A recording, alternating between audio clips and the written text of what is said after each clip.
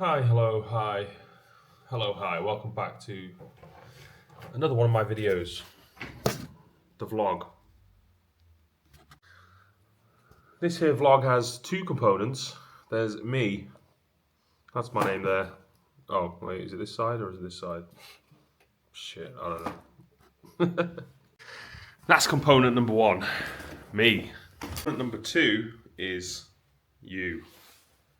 But basically, you, to me, right now, sound like the Chuckle Brothers, is just my camera. And my camera has a name around here. His name is Cameron. That's right. Cameron the camera. Can you believe it? I know. I'm a genius. I agree. Who would have thought of such an obscure and abstract name? But a genius like me. I know. Just stop clapping. You can hold the applause. It's fine. Anyway, we are here now on this fine and great day. It is a Monday today, and it is today another day, which means another opportunity to go out and do something, fingers crossed, brilliant. That's what I'm hoping to do. So, where am I going to go? I hear you ask. Well, I'm going to take a nice long stroll this afternoon. It is, I would guess, around about 1 p.m. and I'm going to take what is quite a long walk, really. I'm going to go to the same place that I've been before many times.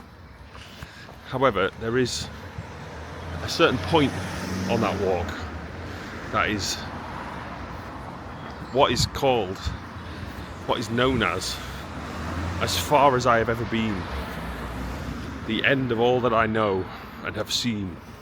I feel like I'm like in The Hobbit or something now. This is cool. So I'm going to go to that point, the end of all that I know and have seen, as far as I've ever been. And today, I'm going to go further than that. I'm going to pass that point, and I'm going to see how far I can go. See if there's anything to actually see. I'm sure there obviously will be, because how could there not be? But I can't even picture right now what will be there. So I'm very excited to find out. But before I get anywhere close to that point, I've got to go about, I think it's about 2.2 miles, basically in a straight line. And that will be around about as far as I've ever been before. So after that, everything will be new, unexplored territory that I am going to be discovering for the first time. So yes, that is where we're going today. It's adventure time. So I'm taking you along with me via the medium of Cameron the camera, and let's see what happens. Okay, so where I'm actually going is basically just down the canal. It's an incredibly easy path to follow. It's pretty much a straight line. Just get on it and start walking, then you can just go for whatever distance you want to. Then at some point turn around and go back and just go back the same amount of distance. So it's pretty good like that. You can just measure your distance. You don't have to think really about the path you were taking or anything like that. You can just switch on and then go physically, and just switch off mentally. Just think your own thoughts. So I'm going to see how far I can go today. I don't know how far it's going to be, but I want to try and beat the record, basically. Go further than has been done previously. That is basically the goal. So I think my current record is pretty meager. It's about 2.2 miles in a straight line. Then I usually take a little break where I am there, because I get to a bit of a pit stop, Costa Coffee, some other little things there. So I usually do 2.2 miles, take a little pit stop, come back. I think today I'm going to try and double it. I'm going to try and do around about 4.4 miles, but I'm basically just curious to find out what is the next pit stop along the lines of that one that I already know. I'm basically just trying to get a new landmark, so that I've got my new sort of furthest away from home sort of idea of where I can go. And then I just want to keep going further and further and further and further and further, I guess, until eventually you'd reach the end of the canal. I'm on the Leeds-Liverpool canal. I'm not actually sure which direction I'm going in right now. Don't know whether this is towards Liverpool or whether this is towards Leeds. I don't actually know. I think there's some signs somewhere that point it out, so I'll have a look at them. I think I'm going towards Liverpool right now, and I think Leeds is the opposite way. I think. In fact, I'd say I'd place my bets on it, but I'm not 100% sure, you know. It's typically very nice down by the canal, and I find it's actually a very good place to go for longer walks, because yeah, you do come across a person here and there. You've usually got one behind you, you've usually got one in front of you, but you do get some stretches where it's just you alone on your own walking down this beautiful path, and there's no cars. You can hear the noise from the road, which basically, unfortunately, ruins almost every scenic experience that exists nowadays. Before those roads were invented, could have got to enjoy real quiet without, like, you know, the roar of the M6 or whatever in the background. I don't know if it's the M6 or not, I have no idea, I don't drive. But yes, this is a brilliant place to walk, for the very reason that you do get great amounts of peace and solitude, and it's very, very, very cruciferous, natural and organic, and you know, that's quite pleasant, right? Still trying to push myself on the exercise fitness type journey, which means basically trying to do more as often as I can. Every day at least some, but hopefully more than the day before. That's the idea. I like doing it all on foot. Not really into bikes. Not really my kind of thing. They can get you a lot further.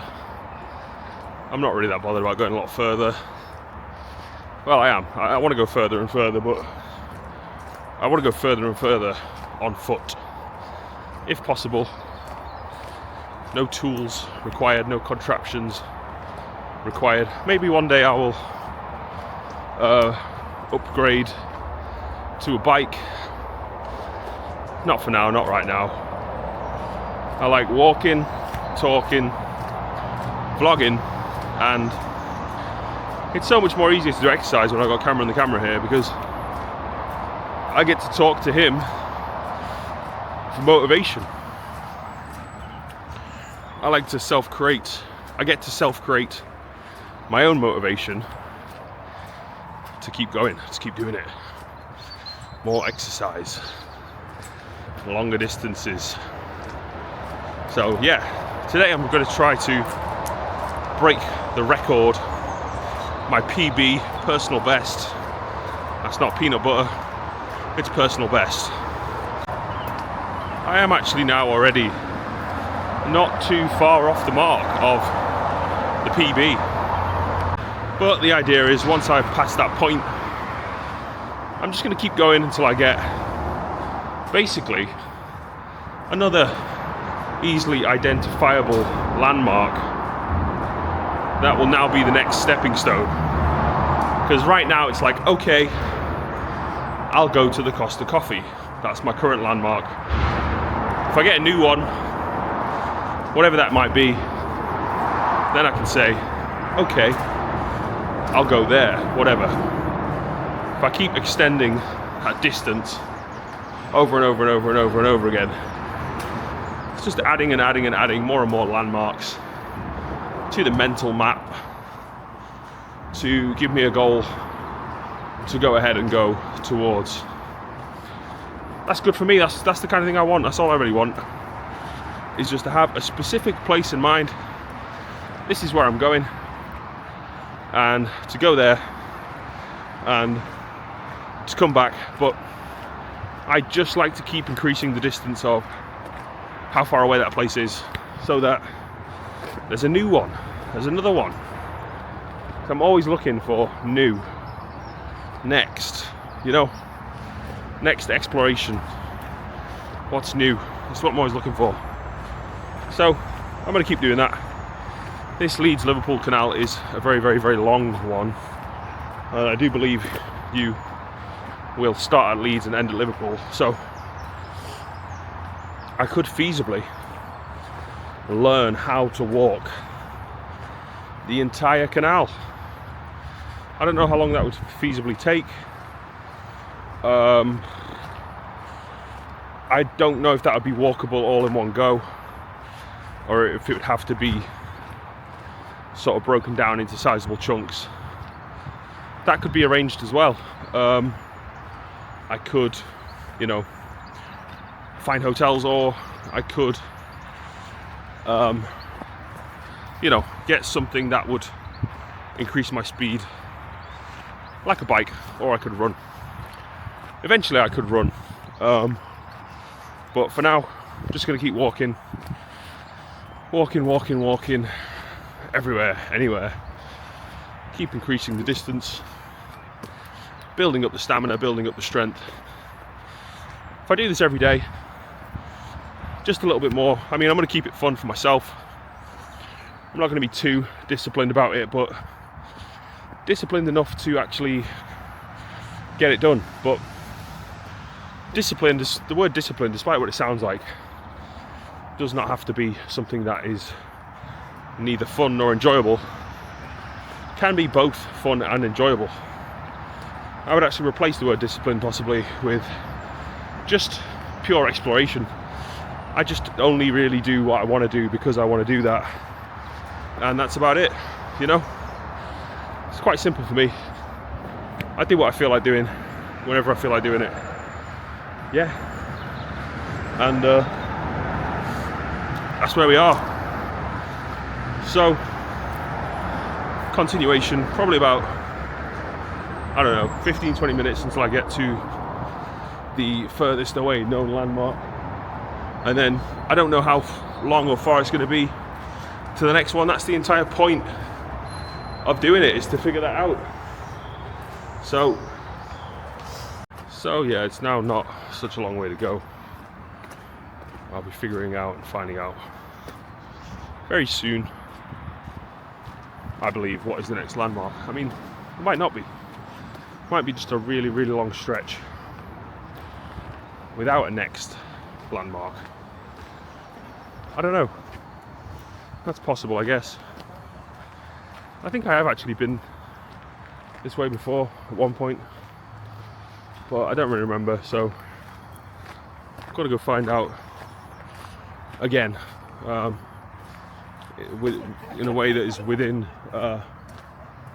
actual memory.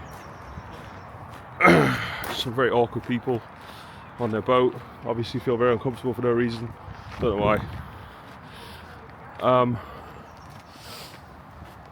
So yeah, the next pit stop is something like 5 minutes away. This would be where I probably decide like if I need to have a drink or use the toilet or something like that. I don't know. But I don't know if I'm going to stop right now. I might well stop there on the way back. I think now just go, like I said, as far as I can to find the next recognisable landmark. I'm going to probably stop talking about where it is I'm going now, because I think I said enough about that. So I've got to start thinking of other things to talk about with the camera.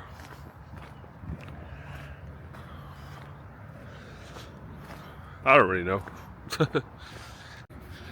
I guess I can complain again. Like, this is a bit repetitive.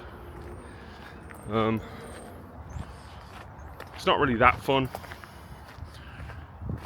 It is quite physically strenuous. It's basically peaceful to the point that literally nothing is happening, so therefore actually quite uninteresting, which is kind of what basically happens when things become peaceful. Like, peaceful is sometimes not very good. Peaceful sometimes quite boring, quite uninteresting, and sometimes less peace means more fun, more joy and happiness. Sometimes peace, what is being referred to as peace, which is not really peace, can actually be quite devoid of joy and happiness and fun. And that's why I say it's not really peace. It's more like a dull sort of brain deadness. That's more really what it is. But people kind of refer to that as peace sometimes, which is not. It's just like an unpleasant, sort of stale, stagnant sort of energy. Not very interesting, not very nice, but people refer to it as peace. I'm not going to be referring to it as peace, because it's not peace. It's just that. It's just stale, stagnant, unpleasant, uninteresting, repetitive, boring. It's more like that, really. You know? Take a break for a few minutes. Got a nice cold Red Bull. I'm very hot now, so I'm just going to cool down for a bit. I don't know how long. 5 minutes, 10 minutes, and then back to work, basically. Probably wearing too many clothes, to be honest. Didn't realise I would get this warm. Somebody's ringing me. Alright, just finished off my little break. Probably extended from 10 minutes to 20 minutes. Finished off one of the big Red Bulls. That was really good. I feel good now. I feel refreshed, rejuvenated. Good feeling. Anyway, so now I'm going to carry on doing what I said. I thought about giving up, but then I just took a break, and you know what, I'm alright. I don't need to give up. I'm going to keep going. So now just got to go until who knows what, because I'm now in the unknown. Don't know where I am now from this point onwards.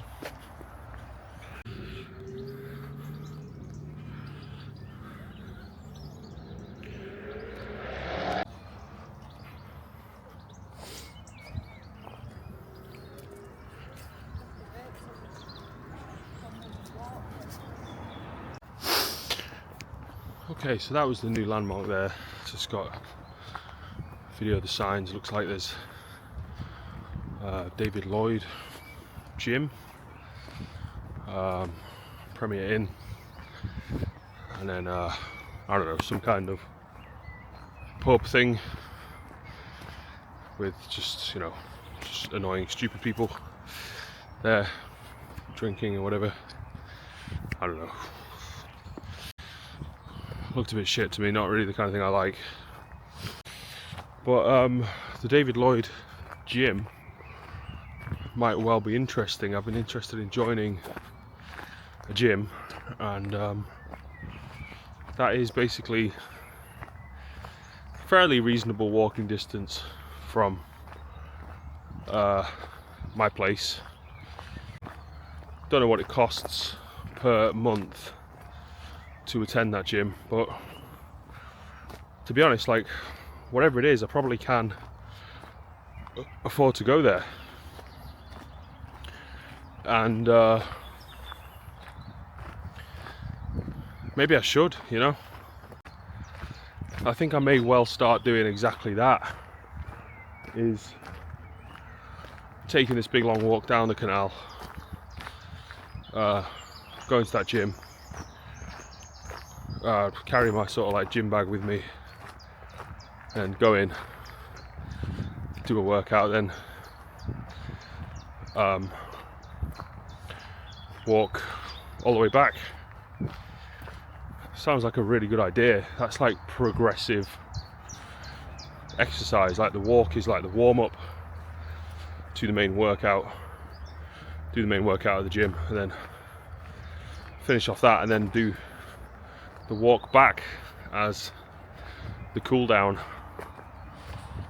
Sounds like a pretty good idea to me, and that could become my daily motivation, you know, whether it's winter, spring, summer or autumn, whatever the weather, get up and walk all the way there. As long as I've got a change of clothes in my bag, in a waterproof bag with like a towel and everything, as soon as I get there I can wash off, dry off, change into my exercise stuff, then I'm dry from the rain or whatever. Or obviously I can get an umbrella. But yeah, these are great ideas. I could just now be a 7 days a week gym person. I do actually, honestly, personally think that would be exactly the kind of thing that I would like to do. So that's got me thinking that, you know, before too long I should be getting my next pay, probably about a week away, not exactly sure, but yeah, as soon as that comes in, I may very well just pay for a gym membership there for that there David Lloyd, and then just head there every day down the canal and go do a workout. And that could basically just be, that's what I do. You know what I mean? Do my vlog, do my YouTube, do my TikToks, and go to the gym on a daily basis. That could be it. That's pretty great. Who needs friends anyway? I've actually got a friend that who wanted to go to the gym, possibly with me. So if I am going to join very soon, maybe I'll send him a message, but I might just start just going by myself, for myself, because I'd rather just make a habit out of it. Like, that's just what I do every day, whether I want to or not. Doesn't matter what day of the week it is. That is just what I do, without question, without fail, Absolutely 100% yes, yes, yes, yes, yes. Because like pretty much these videos have just become about exercise a lot of the time. So I don't see that decreasing. I only see that increasing. I only see myself doing more of exactly that. So yeah, that is a good plan. That's got me pretty excited, that.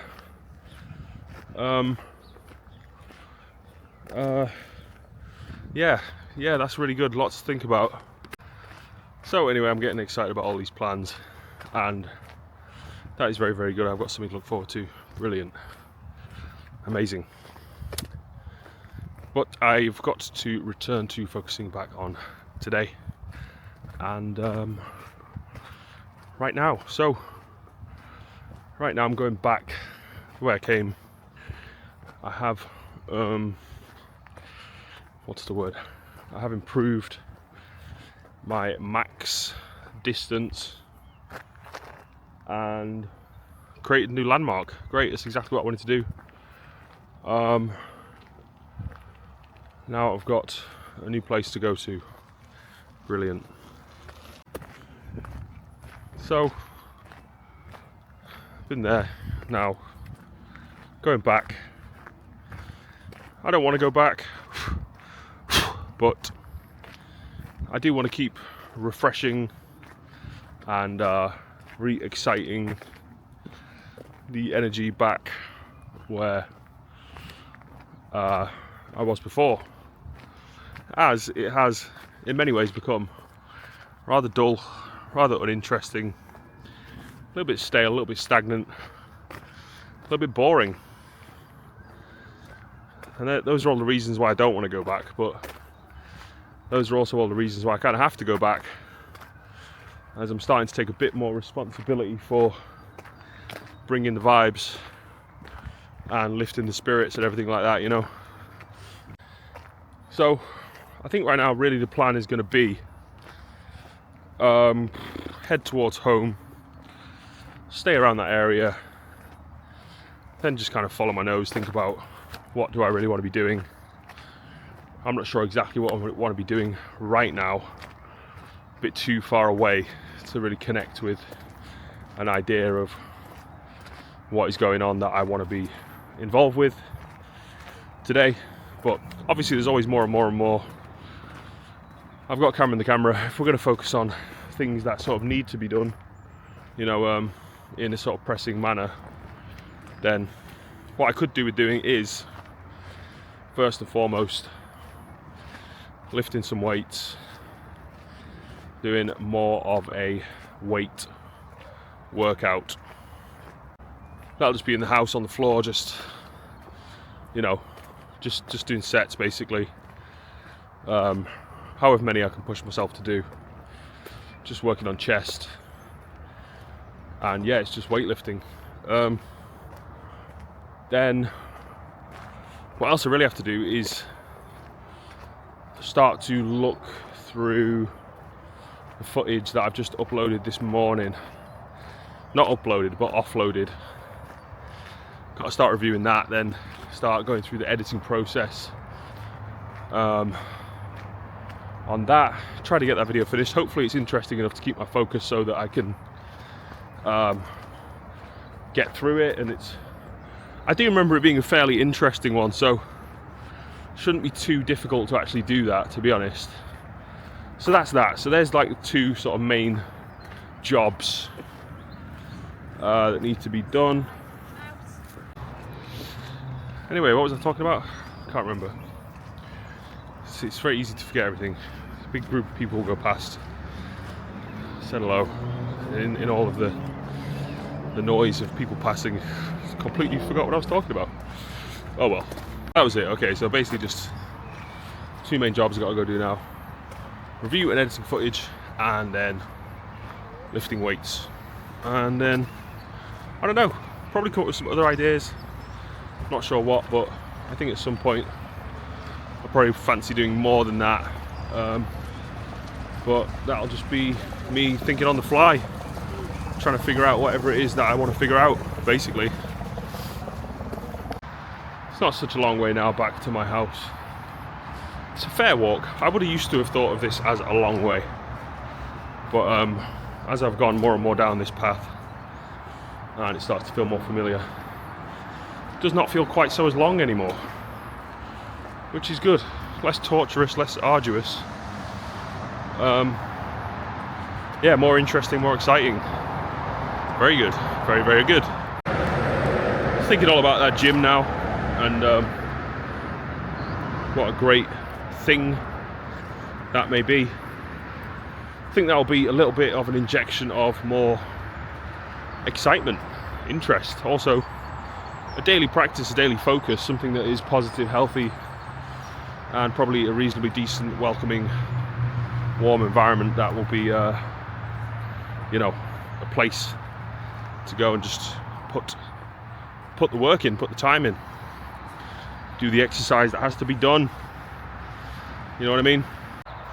There do seem to be, again, unfortunately, quite a lot of the brain dead, retarded idiot types out and about again today.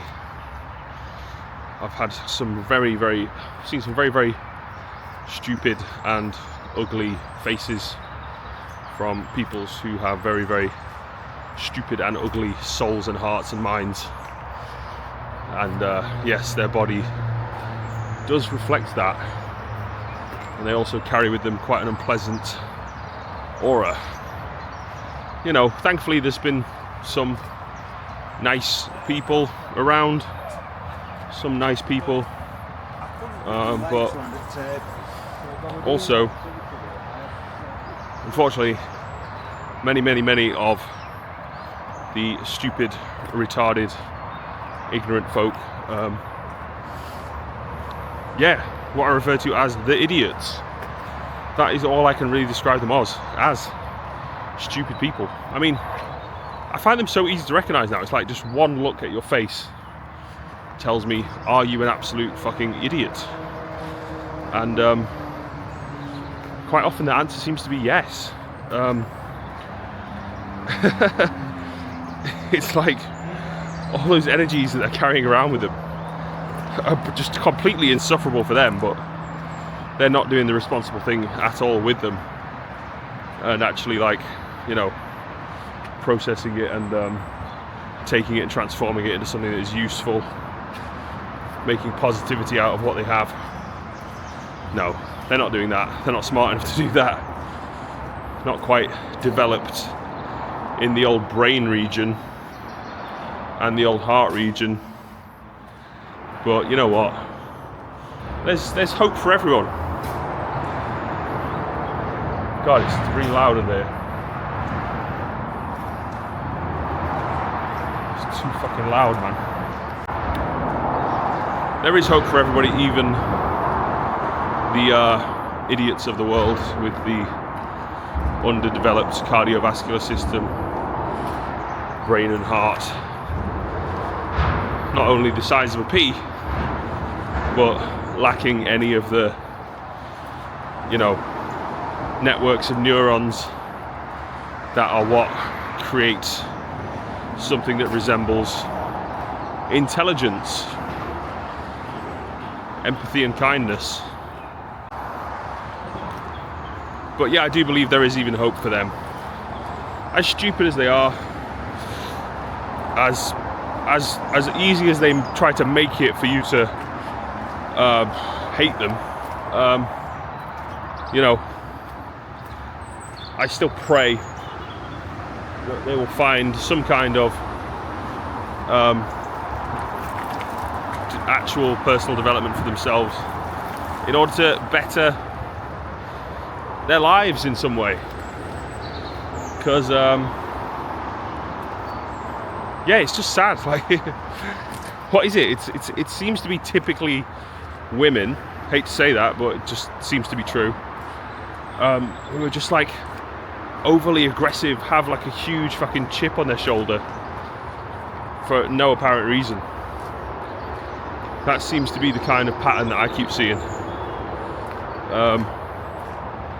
I don't usually have too many issues with men, Well, the only sort of men who take up issue with me are usually like the really sort of weak, sort of pathetic ones who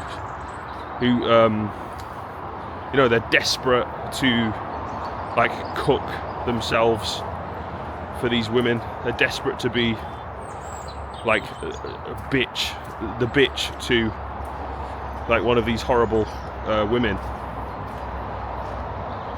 They're the only real ones that take up issue with me, but it's fine because they can't really do anything because they're just so pathetic and weak, because they bow down to the feminine, and that makes them weak and pathetic, you know. It's like there's no issue with masculinity at all. Masculinity is in quite a healthy place at the moment, I would say. All the problems that I'm seeing are just mostly related to unhealthy dynamics between men and women, and people who aren't respecting the sort of right balance that is what makes up a healthy relationship. And yeah, these are all the people that I'm just referring to as the stupid idiots. It's not just women, there's loads of men as well, there's plenty of them, but just people who, like, if you only have to take one look before you come to your conclusion that they are an absolute idiot. It's like, for me, that's all the evidence I need, is just one look at the face and you see like, oh Jesus, like you've actually created this face over time through all of your terrible and ugly thoughts and feelings, and like all the time and energy that you've spent giving your attention to negativity has given you this hideously ugly face. And yeah, I just think if you look like a stupid idiot, you probably most likely are a stupid idiot until you prove otherwise. It'd be interesting to get into a conversation. I get into conversations sometimes, and very quickly you just see these people just crumble because they don't understand, you know, how much sort of time and energy I've put into actually trying to develop an intellect that is, you know, reasonable and rational, and also just balanced, seeing multiple sides to multiple situations, and actually thinking and considering what people think or how they feel in like a vast array of scenarios. That's how you actually develop your intelligence, become a nice person. Anyway, I'm rambling now, but I'm heading back now, probably halfway there. So I think I'm going to put the camera away for a bit and just walk without so much of the talk. Not the walk and talk. Just going to cut out the talk, just go for the walk. So anyway, I'll see you back at home probably. Ciao for now. It's actually a bit crazy to me to think this is the exact same canal that I used to walk down years ago. Just a different stretch of it. I actually get the same feeling now. That's what I had back then. Crazy. Okay, I'm very close to home now. Distance pretty much done. That's good. I think that was somewhere between 6 and 7 miles, maybe more, I don't know. Alright, so just got back to the house and now I'm going to have to do some work on my next video. Okay, we'll just watch through 21 minutes of video content. Now, time for a toilet break. I could probably do with a wash. So, might run a bath, get changed, and then probably again after that I think I'll go out and get active again. Might just do the same walk that I've just done, just repeat that. That would be from where I am now at home to David Lloyd Gym. That would be the idea. But not before I have a wash, get clean, change my clothes. That's got to be my first priority.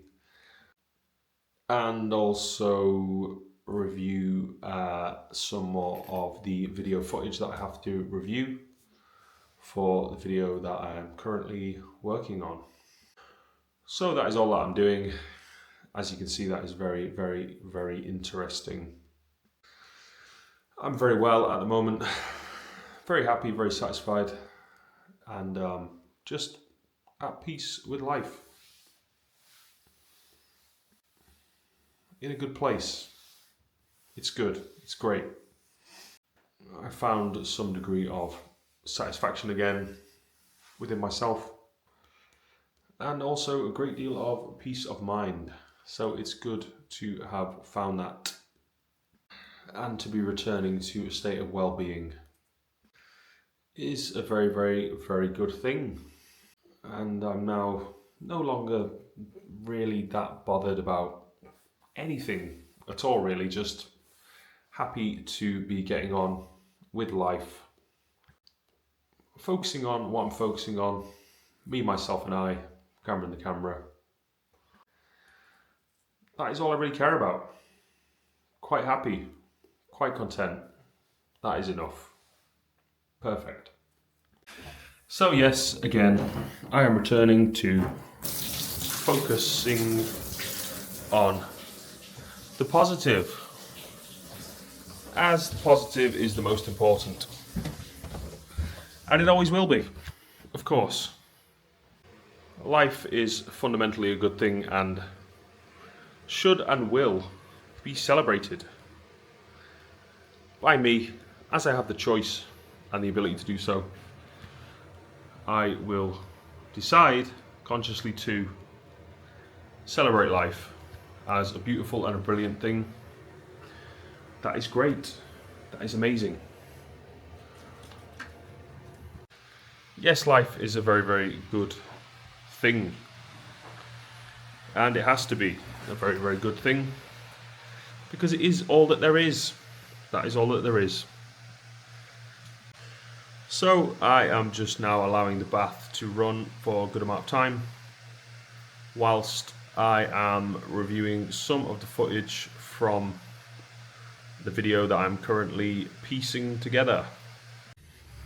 Okay, I need to have a wash. Thinking maybe the bath will be full by now. Gonna go have a look. Aha, it is full, brilliant. This is what I'm going to be jumping inside of. But not before I get some more clothes ready. My clothes currently live in a pile on the floor, as all great clothes do.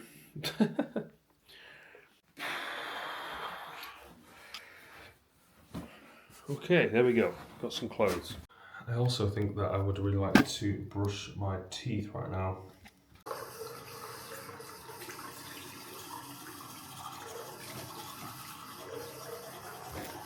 Don't worry, I did brush them for a lot longer than that 5-second clip that you saw. It wasn't just 5 seconds. Anyway, I'm taking a bath now, so just cover your eyes. I've finished off about an hour's worth of editing the video that I'm doing. And not gonna lie, starting to get a little bit bored of it. It's been good watching it, but sorry, it's been good watching it, but I am now just thinking about doing something else because I just don't want to do too much. It's not. I mean, it's interesting while it's interesting, and then as soon as it's not, and then I have to. I don't have to do anything, but I would like to, you know, change it up a bit, do something else. I would like to have some money to spend. That would be good, but I don't think I do. Yeah, if I check my bank account right now, unfortunately, I've only got £2.28p in there. And I think that's going to last me around about, how long? 9 days? I think 9 days, yeah. So, yeah. What's that then? Ah, that's around 25p a day. Oh, brilliant. That's good, isn't it? So yeah, basically I better figure out something to do that is not related to spending money. What that is, I don't know. I have been lifting weights, off camera whilst uh, whilst what? I don't know. Yeah, I've been doing some weights. Didn't record it or anything, but that's what I've been doing. Could do some more. Would like to do some more. But I'm also thinking about things to do to keep it interesting for Camera and the Camera. I don't know if I can keep it interesting for Camera and the Camera a lot of the time. I can only try to, but I suppose most of what is interesting is just me talking about whatever I'm talking about. It's kind of up to me, really, isn't it, to say things that are interesting, but I don't really just say things that are interesting on these videos. I just say anything, everything, whatever I'm thinking, whatever I'm feeling, whatever. That is what I say. So whether that is interesting or not, that is what the content of these videos is made up of. So I'm actually not really trying to even make interesting videos. I'm just making videos. If people find them interesting, that's great, and if they don't, that's great as well. I don't really care, I can't believe I'm saying this already, as it's only 10 to 5 p.m. But I am already considering going for a lie down, taking a nap type thing, which is a bit lame, a bit sad. But you know what? Yesterday around 7 p.m, I kind of felt like the same thing. I was like, oh, I kind of want to go lay down. And I was thinking like, oh, maybe I'll fall asleep or something. I didn't fall asleep, but fuck, what am I trying to say? Oh yeah, but I just sort of like closed my eyes for like a few minutes, and then that was enough. I just sort of, it was just like the layer of tiredness that I could feel was resolved just by closing my eyes very briefly, and then I was like back to being energetic and active and everything, all the rest, Anyway, what I'm going to try and do today instead of that is I'm going to take this bottle, which is just an empty bottle. It's got water in it, but give it a quick rinse. I'm really going to try out these Vimto Endurance things. Electrolyte tablets, plus vitamin C, fast hydration, zero sugar. Let's give it a go. Basically just going to chuck one in a bottle, then fill it up.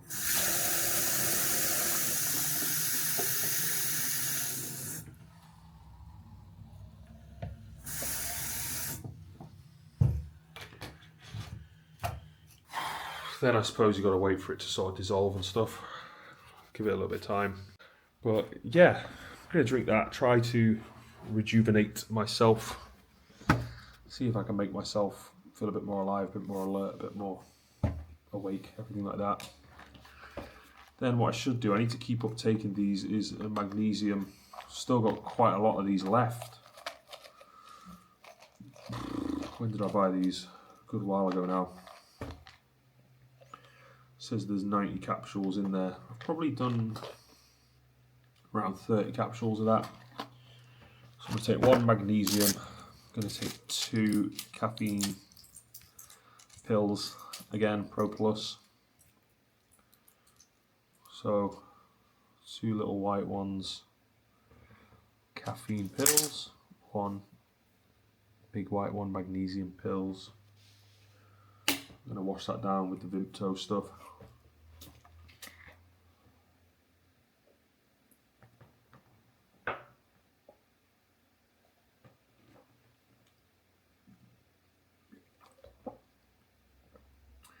Yeah.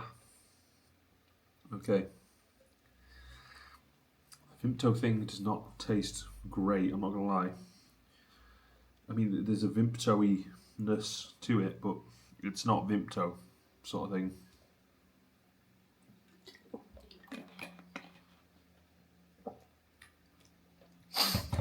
Definitely doesn't taste like Vimto, but I suppose it's not Vimto, it's an electrolyte drink. So, fair enough. It is Vimto flavoured, I guess. I can taste the Vimto flavouredness of it. So anyway, I think that I am, like yesterday,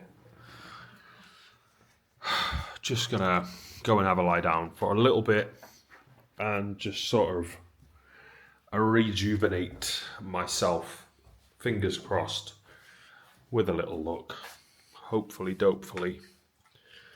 Please and thank you, sir. I have been obviously increasing the exercise, and that does come along with, you know, you get the high of the exercise, you get the crash of the tiredness, and then you need the rest to rest your body. So I'm going to have a little rest here for a bit.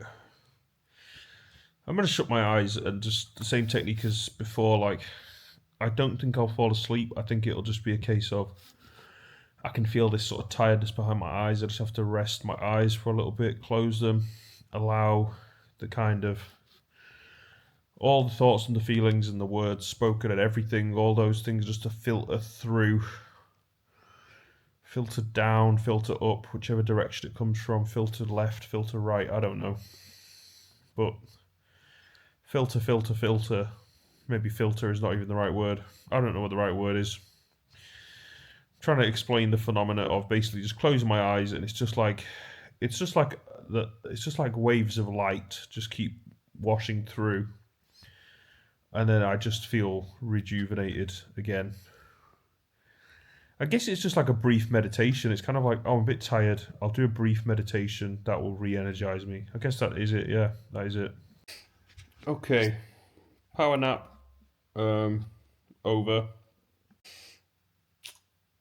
It still looks very nice outside. It's sunny and everything. It might be good to be out there again. I'm just trying to think really right now, what should I do? Again, like I always do. Could go out and spend my last £2 on something. If I do that, it would mean that I don't have to even consider whether to spend it or not, or what to spend it on or anything. At least it would be done. That's a half decent idea. But I think I could come up with something better than that. Other options include phone a friend, sit here in bed, go for a walk arbitrarily on a random path. Do karaoke downstairs, although I usually get drunk before I do that, and there's not going to be much getting drunk at the moment, not with the money that I have not got. Oh, you know what, I might have some cash in my wallet actually. I totally forgot about that. No fucking way. I better go check my wallet. It's so easy to forget about cash now because it's become so secondary to card payments, which is just what you use for everything now. It's always on card. Okay, checking the wallet. Oh shit. Nah, bust. Nothing in it. I thought I might have some cash, maybe. Pretty sure someone gave me some at some point. Shit, did I even take it? Oh fuck, maybe I didn't even take it, you know. I got some birthday cards. I don't even know if I took them. Oh well. Now I'm checking for change. Don't think I've got any change either. Damn, this jacket kind of smells at this point. I think I've had it on for too long. Could do with a wash. So yeah, that idea has been shot down. Only got £2 in the bank. So I've got to think about what I can do that is free. I mean, the only real activities that I actually take part in is usually going somewhere to buy something. Well, I suppose I'll have to try and come up with some ideas that aren't that. Something else. Not really hungry enough to cook yet. So I can't say that I care all too much about doing that. I should be able to come up with something to do that's not just look at a screen. Something that's not involving screens. I don't know. Walking? I've done loads of walking. Play some kind of sport? I don't think so. Maybe I need to join some kind of group.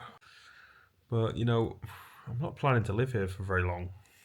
There's a guy coming to view my house tomorrow. And who freaking knows, maybe he's going to buy it. I don't know. I hope he buys it. I hope he wants to buy it. That would be good.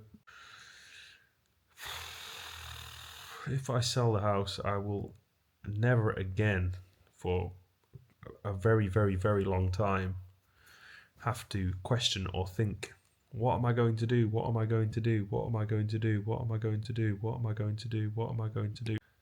I'll just be constantly like, all right, on to the next thing, let's go. And if the question is, what am I going to do? It's like, well, I'll go do anything. I'll do anything I want to do because I can now. So I'll get to experience that for a very, very, very, very, very long time. Fingers crossed. And I hope that will lead and lead and lead on to bigger and better things. That is the point. That is the idea.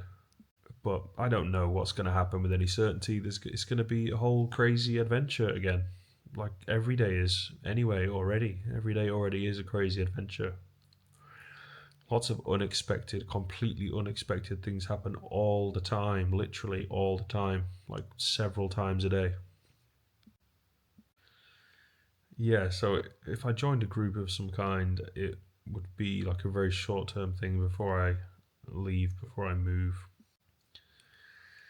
Which almost leads me to think, well, maybe there's no point, but maybe there's a point in just joining something, even if it is very short term. I do have to try and keep myself occupied with things to do in the meantime before the house is sold. But usually many, many things cost money. There's probably some certain things that I could do that are free, that involve other people, but I don't know. Do I even really want to do things that are involved with other people?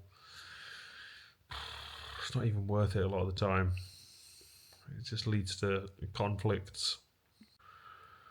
So I pretty much only really get involved in things like that, like regretfully. No, that's not the right word. Reluctantly. Yeah, there you go. Reluctantly. I only really get involved with like group activities and things that reluctantly. Unless I'm kind of like up for like, getting into some kind of conflict, which sometimes I am, but not always. Sometimes I really don't want that. Right now, I'm not really sure where I sit on that issue. I don't know. I'm just looking forward to the adventure of a lifetime, like I've been talking about now for whatever 70 vlogs in a row or whatever. And oh my freaking god, I'm so excited to escape from the place that I live. Oh my god. It is so incredibly uninteresting. There's I can't even speak. I've lost my ability to speak. But yeah, that's the essence of the feeling I have. It's going to be such an incredible relief. Anyway, Until then, there is much work that needs to be done and that I have to try to do, even though I don't want to, and even though I don't even really know what I'm talking about at all. I actually have no idea what I'm talking about. What is the work that needs to be done? I don't know. I have no idea. Don't know why I'm saying that. But there's really not any work that needs to be done at all, to be honest. Literally, there's not any at all. I'm great. It's just here, like this. That's all right. That's all right with me. So I don't know whose voice I have adopted and just started to mindlessly repeat. But yeah, I've just realised it's actually not true at all. There is no work that needs to be done whatsoever. I think I just say that just like mindlessly because wait, why do I say that mindlessly? I don't know. Yeah, the whole thing is just starting to unravel before my eyes. Like I'm just thinking, hang on a second, why am I saying that? Like why am I thinking that? It doesn't. It's not connected to anything now. Like there's no connection. Like the connection has just disappeared. So yeah, that's good. Anyway, I'm glad that connection has disappeared, and I can go back to just being here and being okay, and everything's great. Good. And I don't actually need to keep asking this question of like, what do I need to do right now? As if I have to do something, which I don't. I don't have to do anything at all. I can if I want to, but I don't. I don't have to do anything. I really don't. I can just stay here like this, talk to camera in the camera. I suppose that is me doing something. You know, this is what being productive looks like now. This is how to make a YouTube video. I mean, this is the way I do it. So, you know, I'm not freaking Jimmy Donaldson. I'm not. You know what I mean? There's no production value here.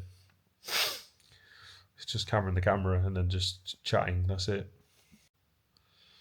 So yeah, I need to keep repeating the opposite now. I don't need to think of what to do at all. Switch the mantras.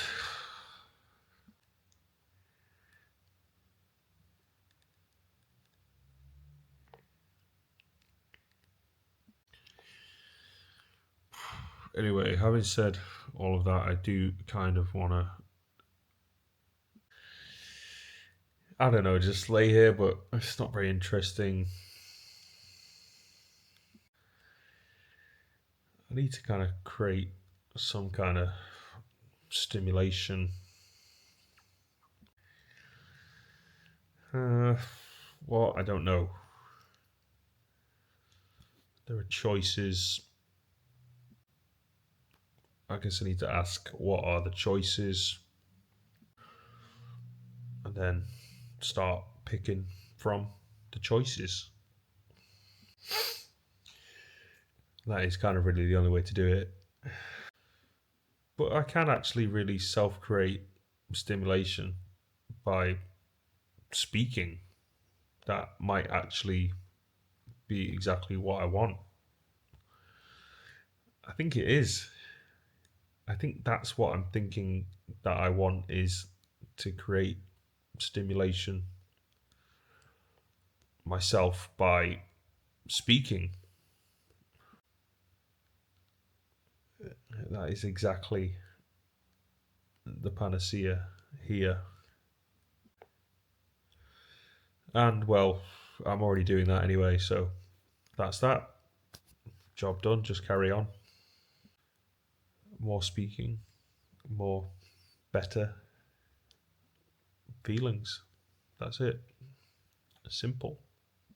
So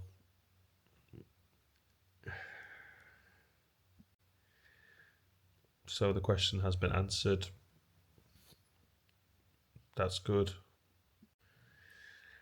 Now, what? Well, I think I know what, really, if I consider it properly. Continue, I think, just to pay attention to myself. That's about it. That's about all that is alright with me right now. I'm questioning a lot, just thoughts of what is appropriate to me or what is not appropriate, but what's the right word?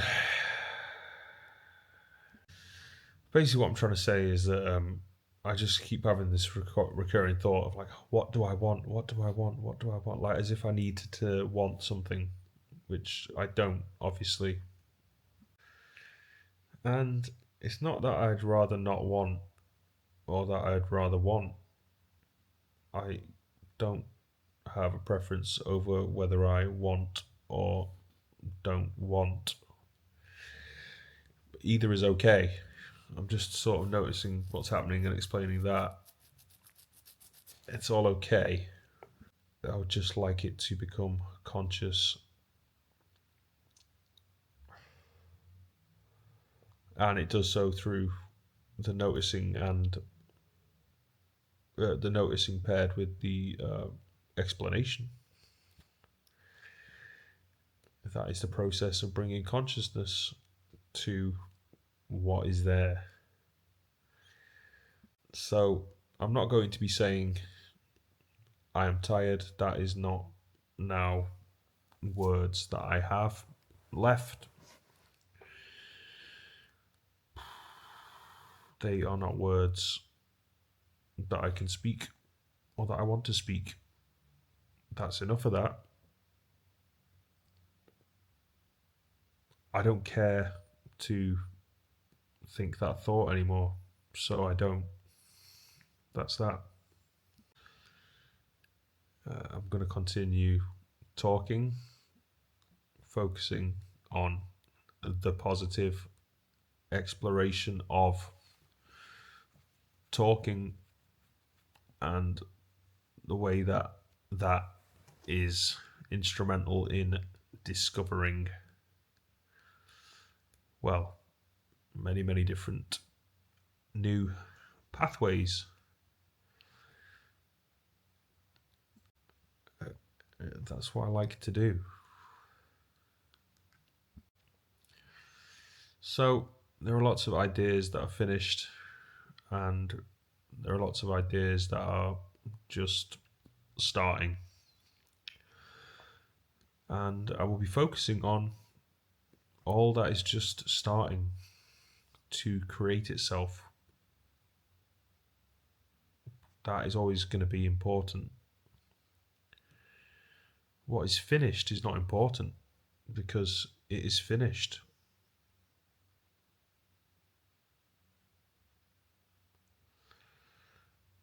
You cannot even look at what is truly finished if it is. You cannot even look at what is finished if it is truly finished.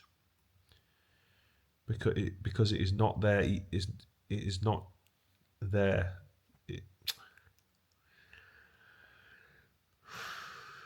Because it doesn't exist anymore.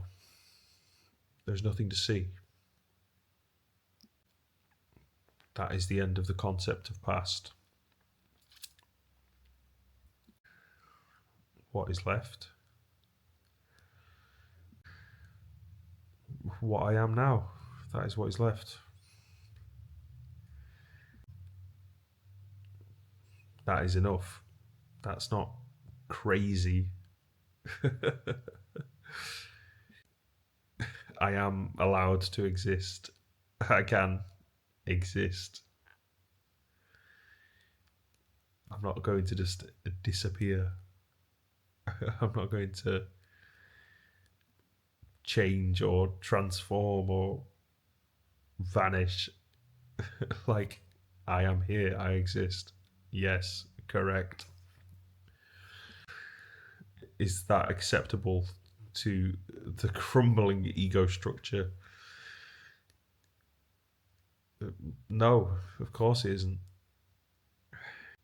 But it is crumbling, so soon that will be turned to dust and it will blow away with the wind, floating off. Now just tiny specks.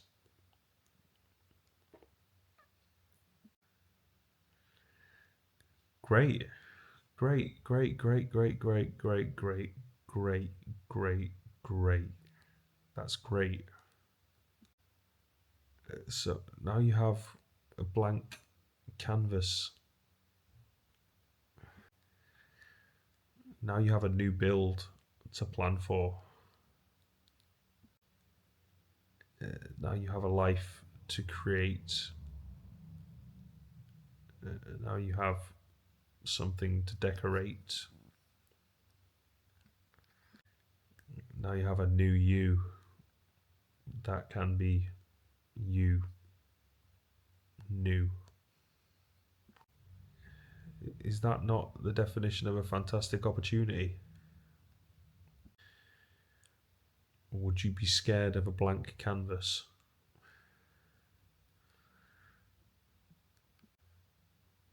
You can do anything. Just draw a line, then look at it. It's your canvas. It's blank. You can put any design on it you want. You can make anything you want out of it. What is there to be scared of? That's your process. You get to discover what happens. That's the joy of the art of creation. That's not scary. That's amazing. You can do anything. You can do anything. How's that scary? You can do anything. Literally anything.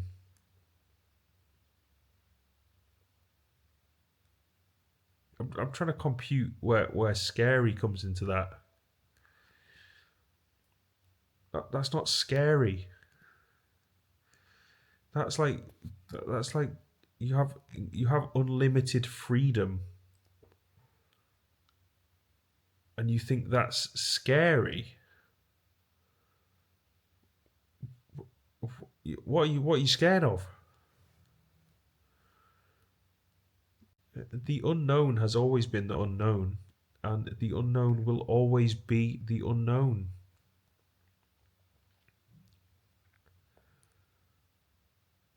You're going to choose to be scared of that,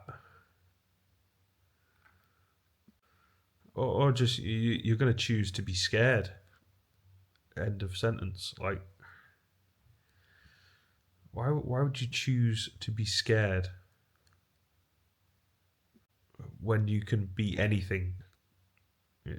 Like I said, you got a blank canvas. You can be anything. So okay, well, you can be confident. You can be courageous, but you choose to be scared. What is that all about? Can someone please explain that?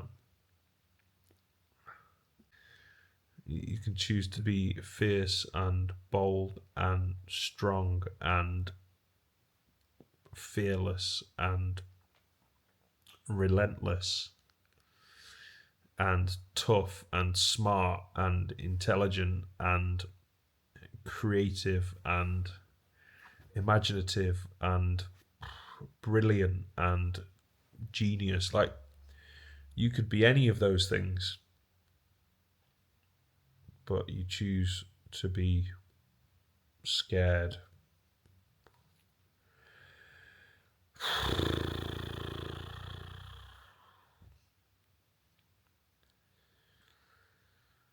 I could do with an explanation here. This one's going over my head, you know. Starting to think I've done enough lying down now. Been nice talking though. I like talking. It's good relaxation. Get some thoughts off my chest, as they say. Feel relieved, feel relaxed. Just pretty calm now, just like sitting here, chilled out, but not really thinking that same thought now. Like, I need to do something. No, wait, hang on, let me rephrase that. Yeah, I don't even know what that is. I've disconnected from that now. Not that interested in that one now. So, stopped really paying attention to that because why try? I'm thinking that now I just don't care about trying to impress anyone or anything like that. I'm okay. Just being me. And if you're impressed, you're impressed. And if you're not, you're not. Like,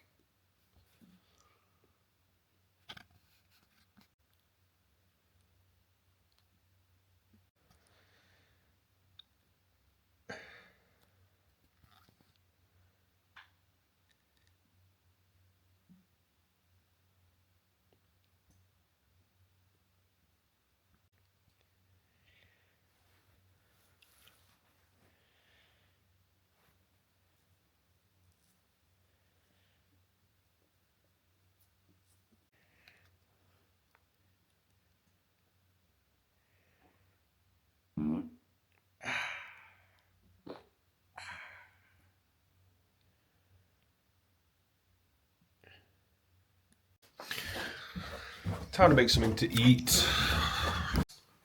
Nothing complicated. Just using up the remainder of the ingredients that I've got. Got 3 eggs, got some cheese, got some bread. Pretty soon I'll have none of that because I will have eaten it all, as you do. Right. Okay. So, I'm gonna do it on the grill this time. Chuck some pieces of cheese on the bread, then stick it under the grill, let it all melt until it is a satisfactory level of meltiness. Then put the 2 pieces together and got yourself a cheese sandwich. It's not quite toasty.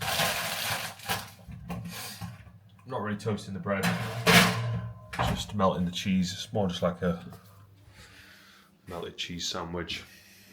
Bit cold now, so I'm going to put the heat on for a bit. And yeah, I'm gonna have to start, I guess, facing fears again. Whenever I get in this way that I do sometimes, where I'm not really willing to go out, not really willing to do anything, just staying in, talking to camera in the camera. It's okay. In fact, it's great in its own way. But like the lying in bed all day or whatever, which I don't really do anymore, ever. Actually, no, I don't do that ever at all now.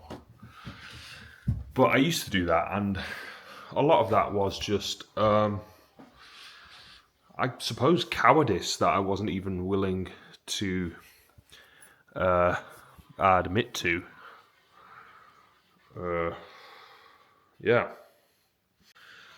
But there will be no more cowardice from me. I've finished with cowardice. And from now on, I'm just going to be the opposite, courageous. Courageous and cowardice. Sound the same, could not be more different.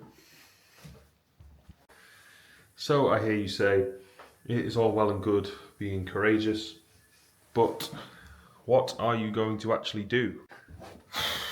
And the answer to that is, I'm going to do absolutely anything that I want to. At all, literally anything. Whatever I want to do, that's what I'll do. Right now, I want to stick some washing in the washing machine. That's what I'm going to do. The washing in the washing machine.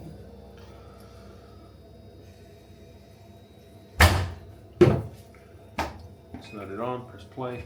Great. You may think that is an unnecessary thing to film. Nope, it isn't. Right? My vlog, not your vlog. You don't like it? Bye, go away. Next, I have got to take all of these clothes off this thing and put them away. By put them away, I just mean throw them on the floor, basically, in a pile with the rest of the clothes that are there. Here we go, up the stairs, everywhere, anywhere we want to go. We can go there anywhere we want to. Socks, go there. Boxes, go there. Shirts, go there. Job done, very, very good. Good. Now let's check on this sandwich that was being grilled up. Where is my tea towel? Ah, okay. Makeshift tea towel. Okay. Pretty well toasted, pretty well melted cheese. Not a bad job, in fact, quite a good job. Let's have a look at it. Here's the finished product that is not quite finished yet. All that will finish it is to do this.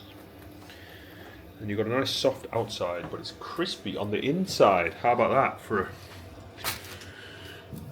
a work of art?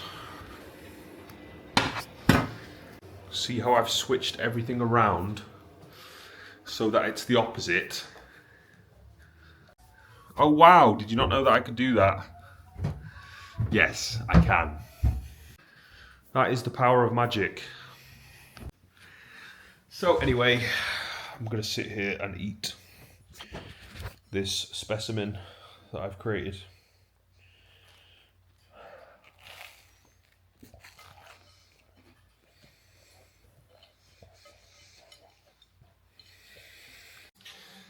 Today has been a brilliant day, but I am running out of things to say.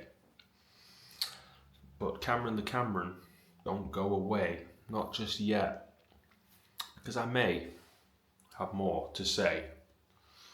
If I think about it, I've got to think about it. Maybe I don't, maybe I just got to say it. Who knows, I don't know. I'm trying to come up with some new ideas at the moment. Toasting. Yeah.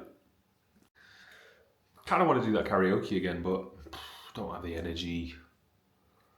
I'm not like fueled up with the excitement of like, yeah, I want to do it.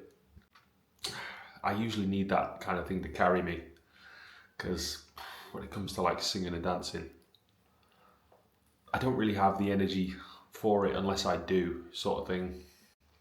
It's not really the kind of thing that I'll get on with and do when I don't really want to, because I don't know. I don't know why. I'm not driven to succeed in that area. I am, in a way, actually, to just completely 180 on what I just said. But I don't seem to get enough of a consistent sort of drive, motivation to do it that a person would need in order to have any sort of success in that area. And I am once again finding myself questioning, as I do find myself doing very often, what exactly is it that I really want to do? What exactly is it that I really want to focus on? That's such a hard question for me to answer. It didn't really used to be at one point in time. Sort of like when it was all provided by the curriculum. Now I kind of have to create my own curriculum for, life. What do I do? What do I want? What do I want to focus on? What do I want to study? What do I want to learn? Because it has to be something, you know? You have to spend all of your time doing something. You have to care about something. You have to be interested in something. You have to be attempting to make developmental progress in some way, in some area of expertise, You have to. There's no choice about that. That's just what you have to do. So, I'm talking to myself. I'm really just trying to think of what it is that I want. I mean, I've said what it is that I want a lot already, but it's not coming to fruition. Not quickly. I'm not seeing the kinds of, speedy progress that I would like to see at all. I'm not really seeing anything. The only thing that I'm really making progress in at the moment is talking to camera in the camera, as if that were a thing that you can make progress in. Well, apparently it is. Media studies. I did do media studies at school. It was one of my favourite subjects. I guess that is a kind of a part of what I'm taking part in now with this whole experiment with YouTube, is a media studies experiment. And it's great and I like it and I love it and all the rest, but well, I still have lots and lots and lots of moments where I just keep questioning, what is it that I want to do? Why do I keep thinking that? I wish I could stop thinking that, to be honest. But I'm not actually sure whether that kind of thinking has utility or purpose that is one that should be considered to be respected in some way. I don't know. It's kind of like the more that I'm thinking, the more that I'm talking, and the more that I'm talking, the more that I'm thinking. So like the talking feeds the thinking feeds the talking, and that's kind of what I do now, is just continue that pattern again and again. And it's great. I'm turning the wheels, getting them in motion, making things happen for sure. Absolutely, 100%. It's making great changes. I'm really glad that I have a focus that is really positive now. But it's not taking away all the other questions of what should I be doing if not this. And I guess I'm left with like, well, just this is going to have to be enough for now, because that is what is here, that is all there is. Well, I guess I just always want more. I want another activity to do. I want lots more activities to do. I don't have enough activities to do. What do I do about that? Well, I try to create more activities, but, well, I'm skeptical about a lot of what happens and think I would not like to do that, actually. So, because I don't get involved in lots of things, that means that I end up with nothing much to do but to complain. And it's okay, it's fair enough. I've created that destiny for myself. So, great. I'm glad I did it. I'd much rather not give away my intellect for the sake of just going along with what everybody else wants. I will never, ever, ever, ever, ever do that. I will always remain independent and place myself as number one. Me, myself, and I, they are the three most important people in my life. And it's been a great way to think like that, and it's served me very well. And I appreciate and understand and respect people who think like that. But it has left me thinking and thinking and thinking and thinking about what to do. I am independent. Great. What do I do now? Not sure. Well, I mean, I'm doing what I should do now, basically. And there's another way to look at it. It's like, why do I keep questioning what I need to do when I'm already in the process of doing it? And yeah, that is so right. The way that I just said that was so correct. I totally agree with myself on that one. I will eventually, I think, find all the answers to the questions that I have. Or else, basically, I would just give up on the questions and say, well, do I even need the question? That's a good question as well. If the answer is no, then the whole thing is solved, right? No questions necessary. There's lots of different ways to think about things. There's lots of different possible solutions to,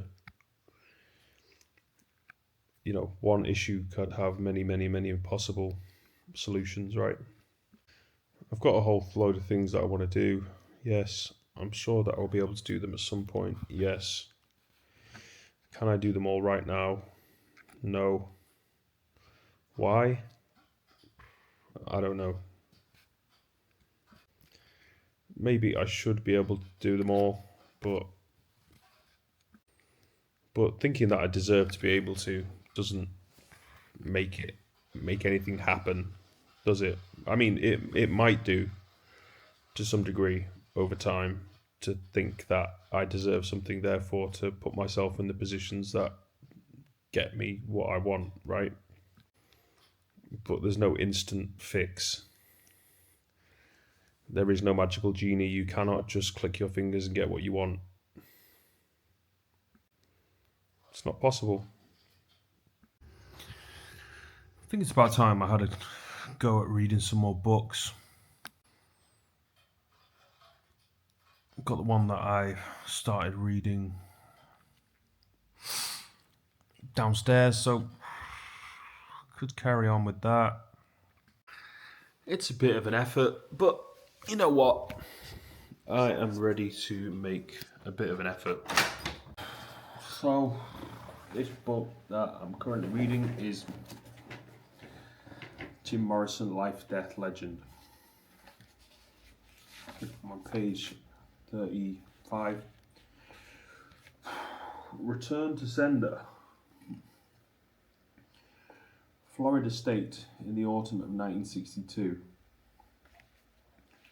was a second-rate, racially segregated education factory with a nationally ranked football team and a reputation as a raunchy party school. Frat boy R&B was the jam of the day, and beer the beverage of choice. While Mick Jagger and Keith Richards, both born the same year as Jimmy, were scuffling in the West London R&B band founded by Brian Jones that was still called the Rolling Stones, and while Jimi Hendrix was serving as a paratrooper with the 101st Airborne at Fort Campbell, Kentucky, Jimmy Morrison began his sophomore year at FSU. Jimmy Morrison moved into a suburban house a mile from campus with his Clearwater friends, the Kalivokis brothers and Brian Gates, along with an older student named Bowman, who had already been in the army and who took care of the place. Jimmy proceeded to treat his housemates as if they were subhumans unworthy of consideration by the Übermensch. Free of family constraints for the first time, he fell into a pattern of passive-aggressive abuse of those he lived with and worked with, which characterized his heroically selfish behavior from then on. He cheated at cards, he guzzled any beer he found in the fridge, he ate the others' food. He didn't put their records back in their sleeves. He borrowed their clean clothes without asking and left them sodden and reeking on the bathroom floor. When their parents sent them money, he intercepted the mail and stole the cash. He borrowed cars and returned them banged up. At Halloween, he answered the door in his huge grey West Point cape, and some neighbourhood kids claimed he showed them his meat. He played mind games with his victims, testing and probing for weakness and soft spots, and meticulously recorded their reactions in his notebooks. Confronted with being a complete asshole, he just laughed at them. Jimmy didn't give a good goddamn, one of them recalled, but he was really funny. He kept us laughing, even though we were kind of scared of him. For a while, they put up with him because he was obviously brilliant in a laconic way. His room was a jumble of hundreds of books. With eyes shut tight behind his shades, Jimmy challenged visitors to pick any book and read the first sentence, and he would identify the title and the writer. He was never wrong. He avidly read the popular sociologists of the day, with a special interest in crowd psychology as it related to drama and the theatre. Two favourite works Jimmy cited in his notebooks were David Reisman's The Lonely Crowd, which explored problems confronting the individual and the threats to personal freedom imposed by mass culture, and Norman O. Brown's Life Against Death, an influential 1959 bestseller that attempted to psychoanalyze human history. Jimmy was deeply interested in Cold War era issues of social control that also appealed to the entire science fiction movement and beat writers like William S. Burroughs, whose novel Nova Express Jimmy also read that year. Elias Canetti's Crowds and Power drew him in with its analysis of the performer/audience nexus, and taught him techniques he would deploy in a few years as he famously controlled and manipulated the Doors' young audiences. C. Wright Mills's The Power Elite left little illusion about who was in charge of the American Republic, and probably doubled Jimmy's deeply ingrained contempt for authority, especially the military. Arriving drunk at the local draft board to register on his 18th birthday in December 1961, he reportedly caused a nasty name-calling scene and then ran off before the cops arrived.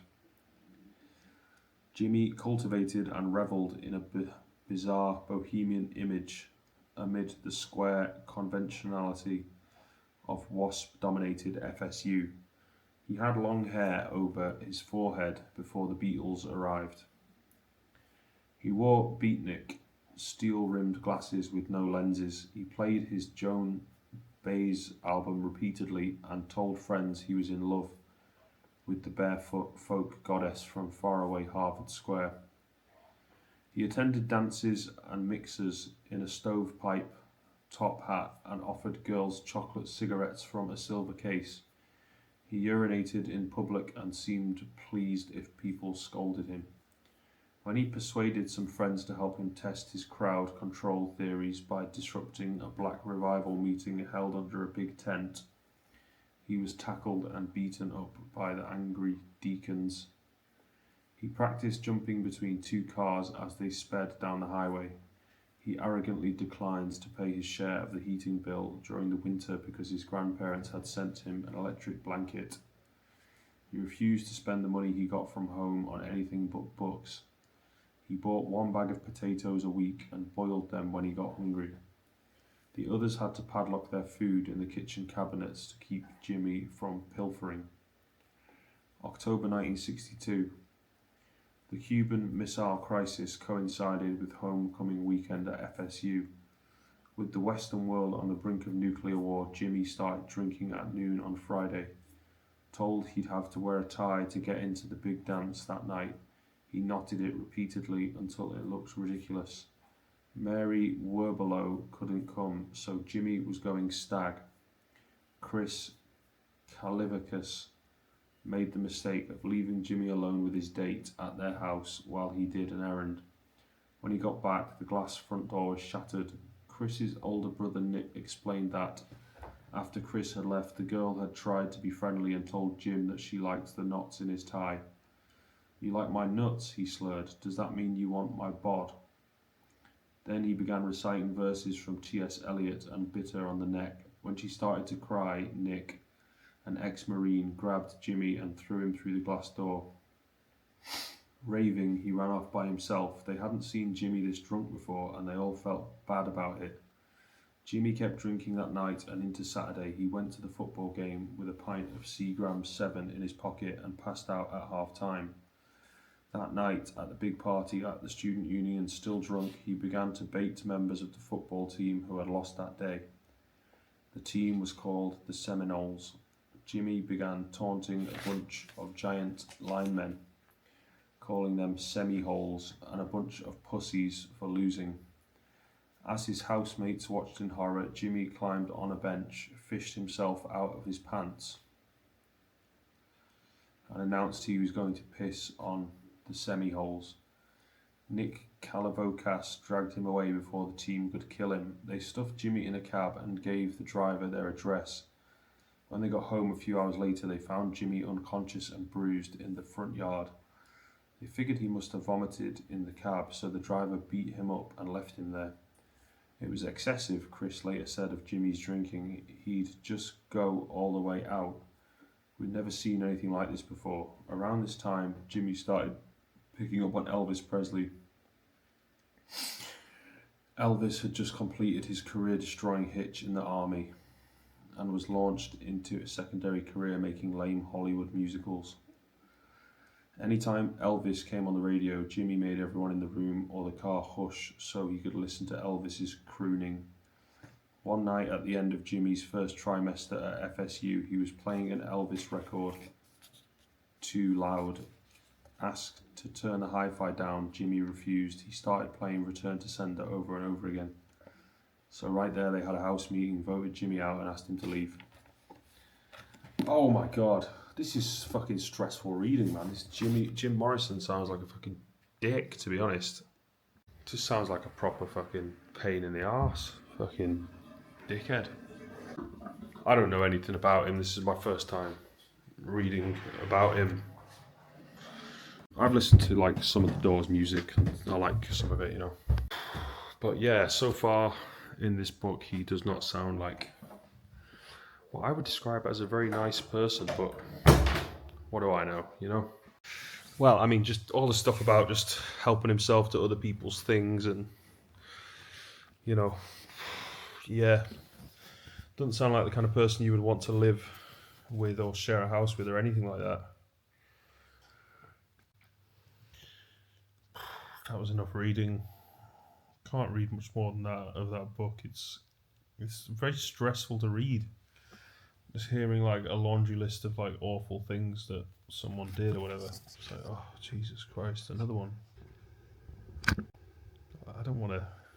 I mean, I gave it a few minutes, but that's as much as I was willing to give to that. So now I've got to think about what to do. Just lying here right now. Don't want to look at the screen. Don't want to go on any sort of app. Don't want to use my phone whatsoever. Not interested. Don't feel like taking a nap. Don't feel like sleeping. I don't know what I do feel like doing. I'm really trying to figure it out. But you know, well, the only way to figure it out is to do it, try it, whatever it is. But you know, I've got no real ideas right now.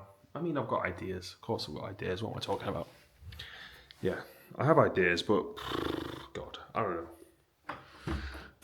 don't know why I'm being like this. Well, I'm not really being like anything. You know, being indecisive is actually pretty much okay with me. I almost prefer it, you know? But obviously then I don't prefer it because I'm indecisive.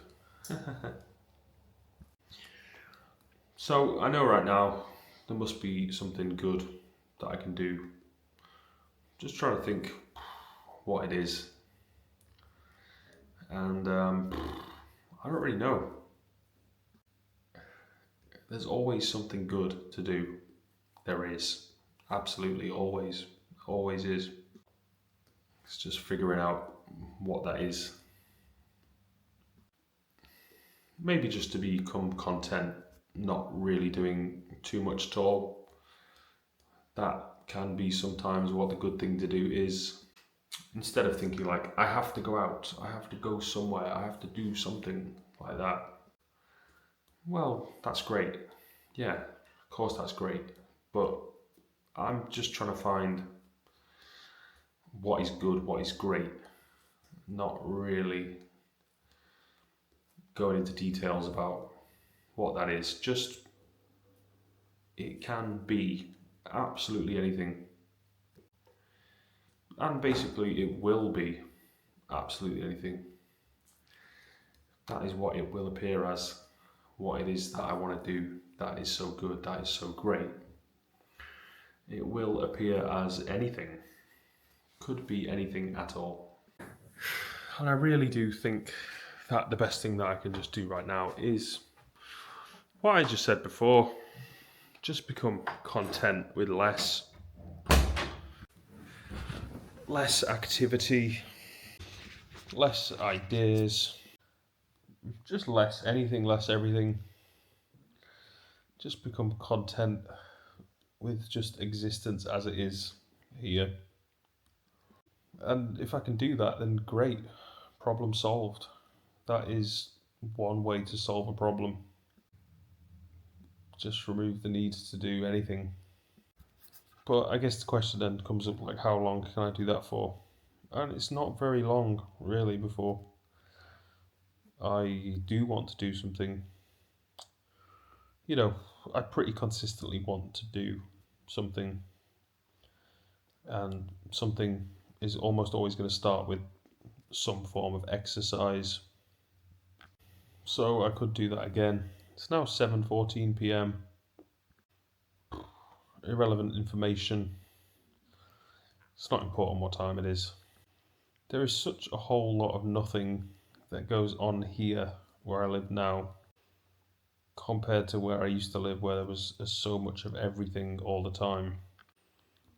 It has been very, very hard to adjust, and I don't want to actually adjust because I don't actually like the fact that it is like that, the way that it is. I want it to be the way that it was, when there is a lot and a lot and a lot and a lot and a lot of different activities going on constantly all the time. That was actually a lot better than whatever this is. There's an idea of this as being good, but it's not good at all. It's really not. It's really not good. Like, trying to convince myself that this is good is just pure bullshit. So I'm not going to try and convince myself anymore. I'm actually just going to do exactly that. Make it so that there is constant activity going on. That is so much better. That is my preference, 100%. That's the way I like it. I want to be active. I want to have a lot of different activities to do constantly. It's so much better that way. So I am going to change everything again. Make it all great again. Fix everything again. Improve all the situations again. Work on all that needs to be worked on again. Make sure that everybody understands the perfection of everything again. Continue to reiterate the perfection again. talk and talk and talk and talk and talk and talk again until everything is completely better. And so it is. As far as I can tell, there needs to be some kind of constant interaction with the world around in order for one person to actually change everything in their life for the better. It is possible, it is probable, it is doable, it is done. That is the order of action, activity. That's all that needs to be understood to know how to do anything.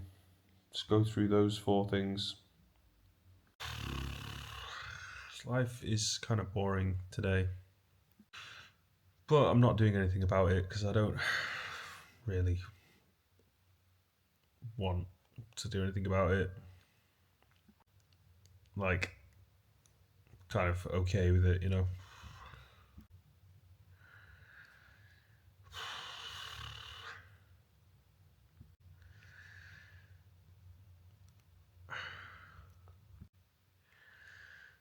Seems like what I really feel like doing is just not a lot, really. Like, I don't even seem to have the energy to just even look at a screen or something. I mean, that's kind of like a lie. I know that I do have the energy to look at a screen. I know that I can if I want to, but what I should say is I don't really want to. I do have the energy to, I just don't really want to. I guess because, well, don't know. I like having a break from the internet. I don't want to be constantly reading the opinions of people that I don't know and don't even know if they're real or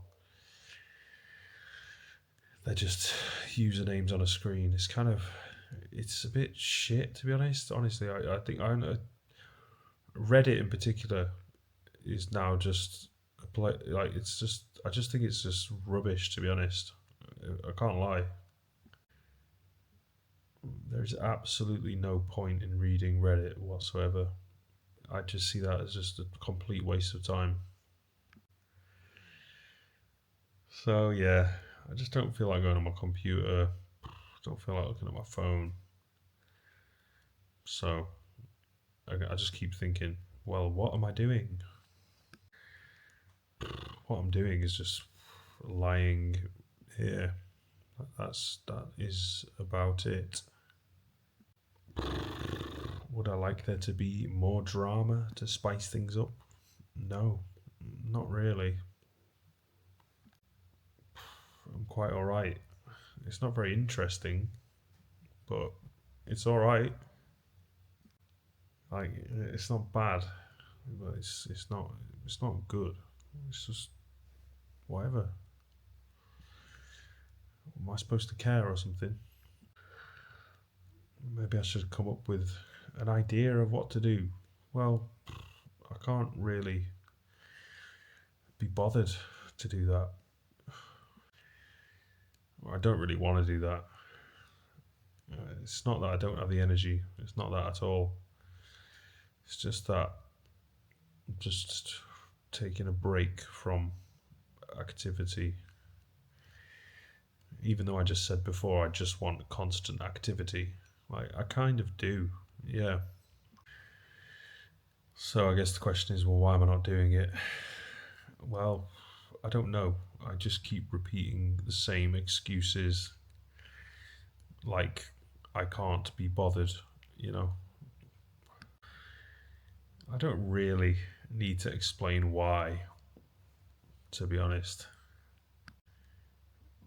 But I want to explain why, because it's better to do that, so that I can hear my own reasoning and then think about it, rethink about it, etc.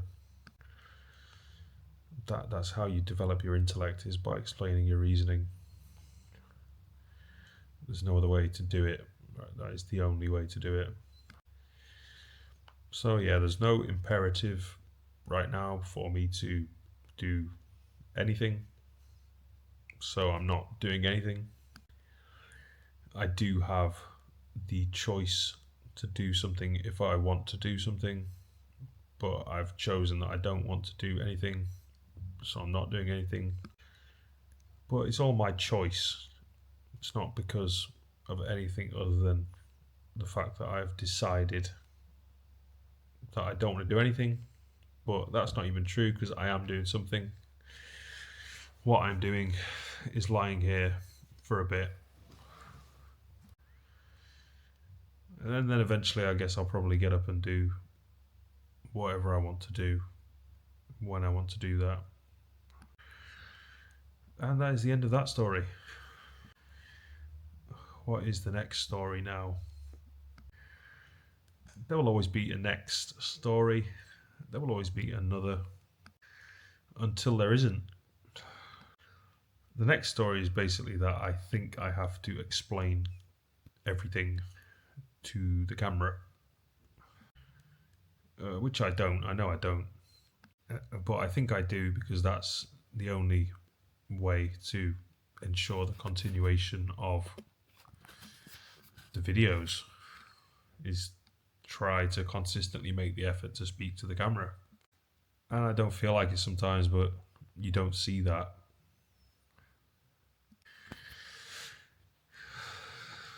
Anyway,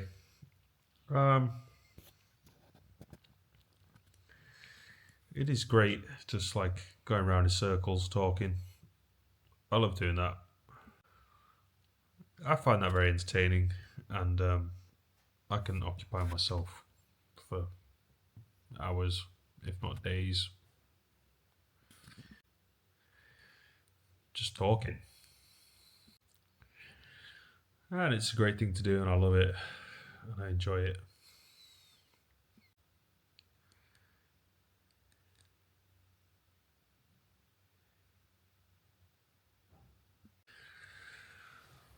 So, I've kind of woken up a bit now. Feeling more positive, back towards being positive again. Yay! Thinking about, again, all the coffee that I have here to drink. Maybe I should drink a load of that. Or maybe I should, like, make a load of food. Or something like that. I think I will do that.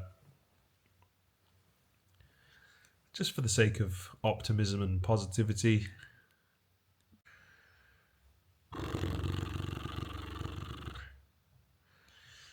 What to make? That is a very good question. I've got bread and eggs there. I'm not going to make them. I've had enough of that. Enough of bread and eggs. I've had that like for several meals in a row. I'd like to make up something a bit more saucy. Maybe using some chopped tomatoes, or I think I've got some other sauces. I think I've got like a Thai sauce. I can't remember if it's a Thai red curry or Thai green curry. Can't remember which one. But yeah, got some interesting things to use to cook up some food.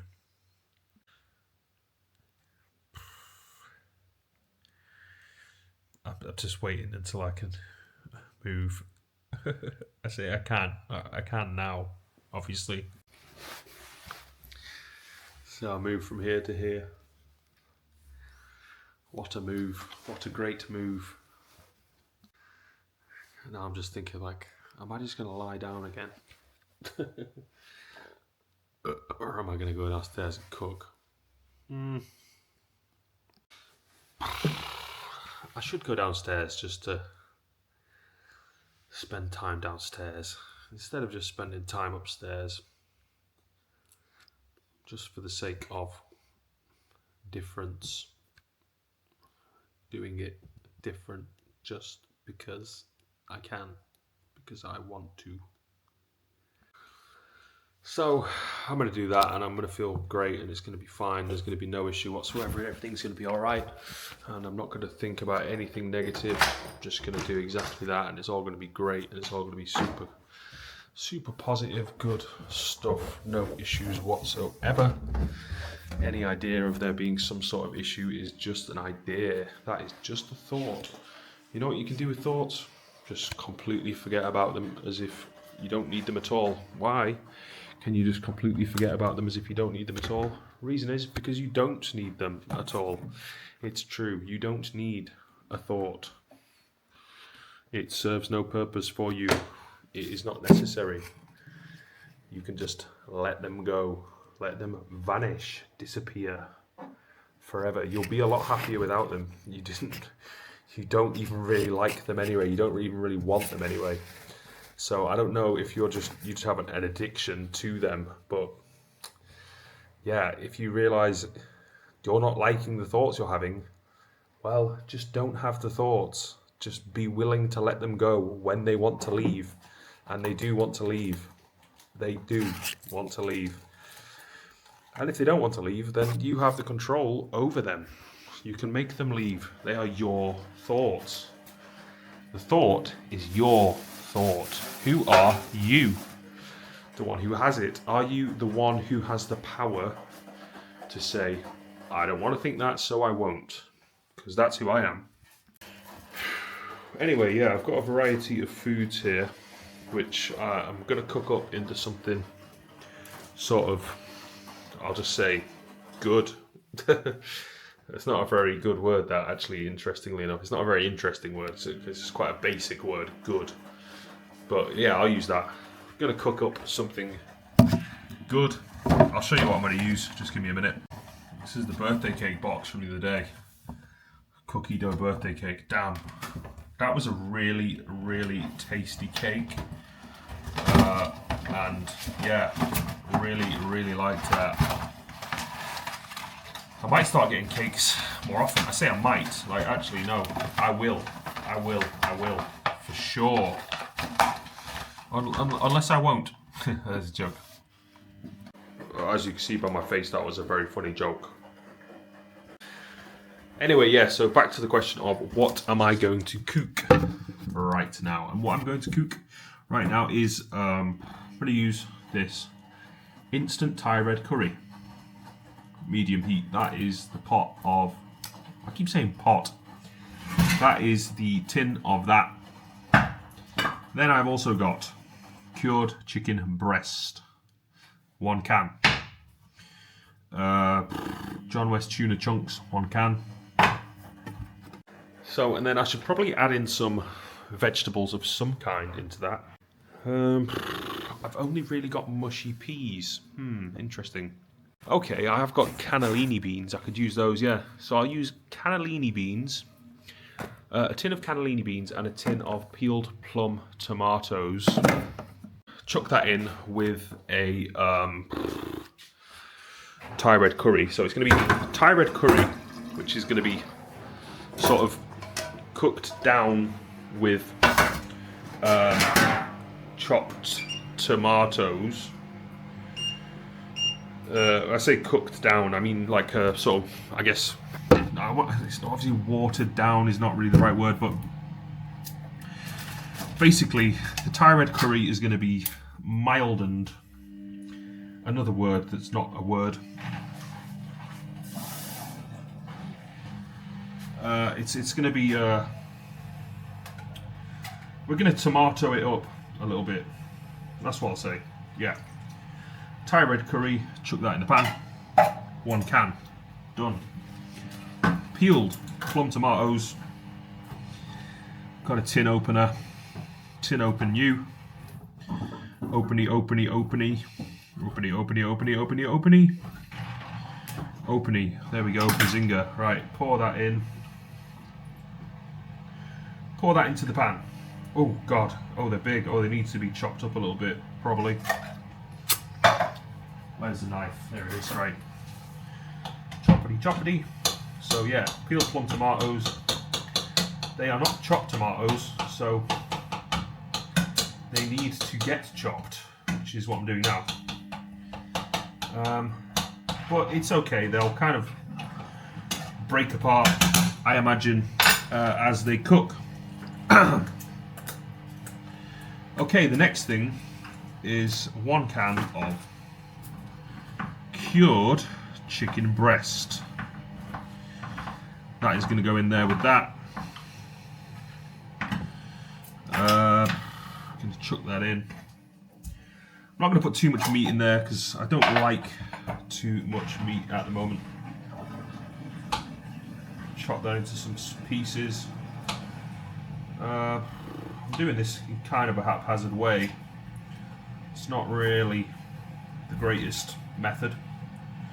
Fair enough, granted, I'll accept that. Yeah, oh, and then cannellini beans, however you say that. Cannellini beans. Chuck them in. There we go. Let's see what's going on down here. Here's the pan, everything's going in. And I'm going to knock these out of the can. Chuck them in there. Right, that's that. Give them a good stir. Sturdy, sturdy, sturdy. Sturdy, sturdy, sturdy. Sturdy, sturdy, sturdy, sturdy. Right, sturdy, sturdy, stir. There we go, right. So, that is now on the heat. If I was a smarter man, I would also cook up some rice. Actually, you know what? I'll chuck some rice in there as well, and we'll mix it all up, cook it up with the rice all together.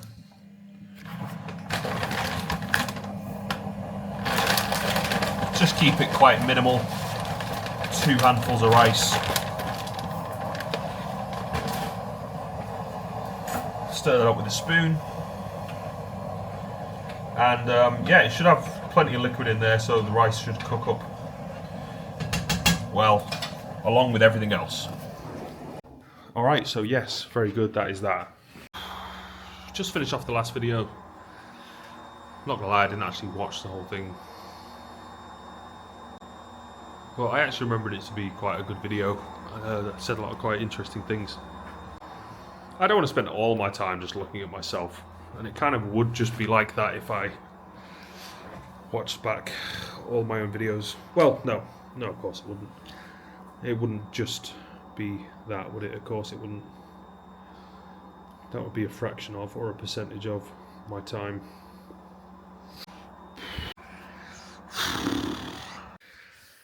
Viewing on the house first thing tomorrow morning. Fingers crossed this will be my ticket out of here. One can only hope and pray. Anyway, that food is what I would describe as almost cooked. Put it down to a lower heat.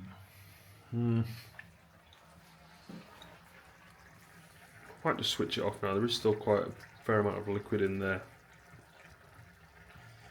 The rice does take some time to cook. I don't know. Yeah, I'll turn it off for a bit. I'm gonna go back upstairs and I don't know. Lie down again. I've got to actually plug the camera in. It's on 18% battery. As soon as it goes orange, I'm reminded to plug it in. Okay, I think this food should be done by now. It's been a while. It's been at least 15 minutes. No, more. So let's fill up a bowl and see what we're working with here. Have I done a good job? Well, you know what? The job kind of does itself. Doesn't really have that much to do with me.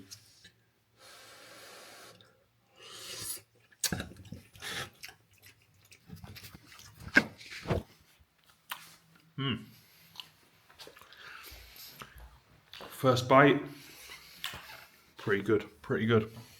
It's pretty good food, pretty tasty. Let's get the right angle here.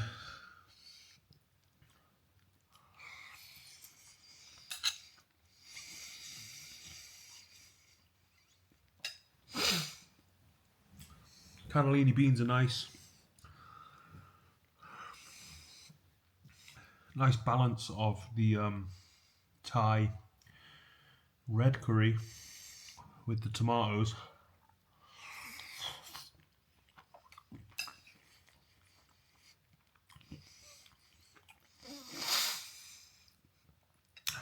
Good amount of rice.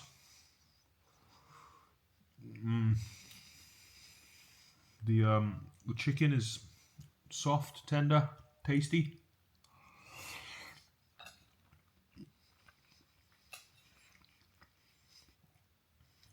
What I'm really liking is the mix of those cannellini beans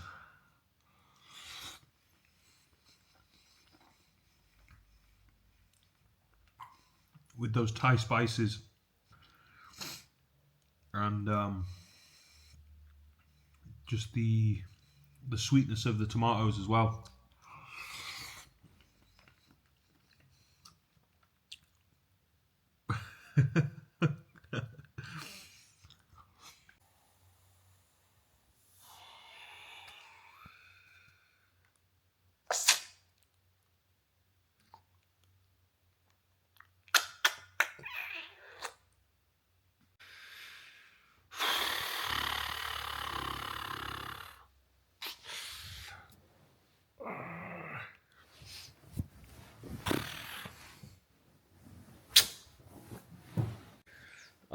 I wish I had a fish.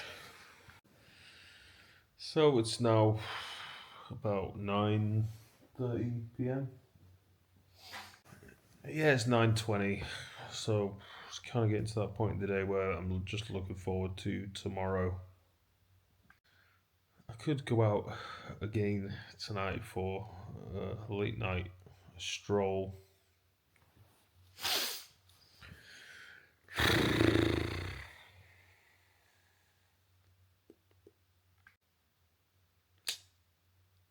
Trying to accept that as an idea. That is an idea that is acceptable as an idea. That is a possible idea of something that could be done. Yes, that is true. I'm trying to transform that area of energy that is there to say that is not possible. No, that is possible. Yes, it is. I'm not going to be allowing myself to actually talk about what I'm not going to do as if that's true, because I am the guy who can convince myself to do the things that I think of as being possible. That is who I am. Am I going to go out and walk right now? I want to say yes. It really actually is a great idea.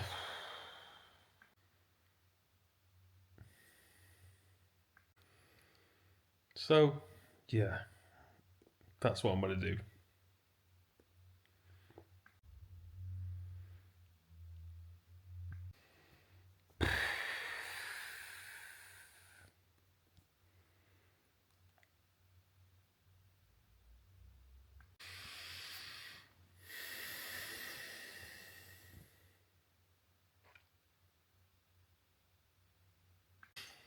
Oh yeah, actually, sorry. Despite what I'm saying, I'm not actually going to go out. I can't help. I can't seem to help. I can't seem to shake the feeling, however, that I should be doing more than I am. What that more is, I don't even know. There's nothing to do. If there was something to do, I would be doing more. But there's nothing to do, really. I could try and sort of create things to do. Not sure I really want to do that.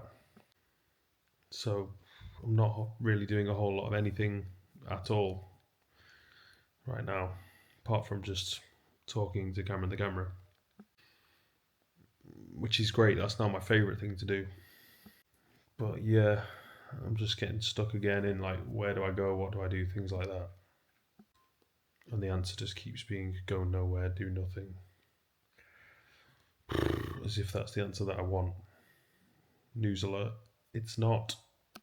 I found myself thinking like things like, oh, well, if I just watched TV, it would be fine or whatever.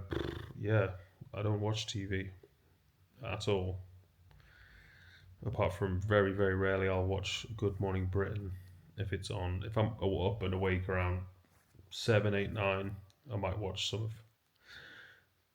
Good Morning Britain. That's about all I really watch. I don't really watch TV apart from that, and I'm not really interested in watching TV.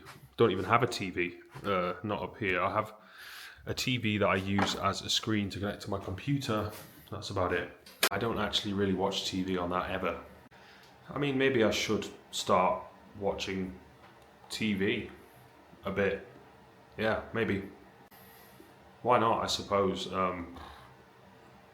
Really, yeah, why not? There's no reason not to. I do tend to just pretty much just watch YouTube and TikTok now. And, you know, if I'm looking for a show or things like that, I'll just check BBC iPlayer every now and then. See if there's anything good on there. But there's not really that much good on there, to be totally honest.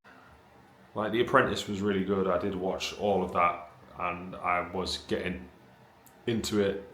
I was addicted to watching it. And I watched it from beginning to end very, very quickly. So, yeah, fair enough. I get that TV can sometimes be pretty good. In fact, I'm sure there's lots and lots and lots of good shows on TV. Yeah, I'm sure there are. I am really just, I guess, trying to focus on maximising the potential for my YouTube channel, and that means maximising the content. More airtime of me on the screen, that means, well, just more content of me there. And that is ready and available for people to watch for as long as I leave it up there, which I think is great personally. I like the idea. I've accepted what it is that comes along with it, no problem. I'm not looking to become anything other than what I am. I am what I am.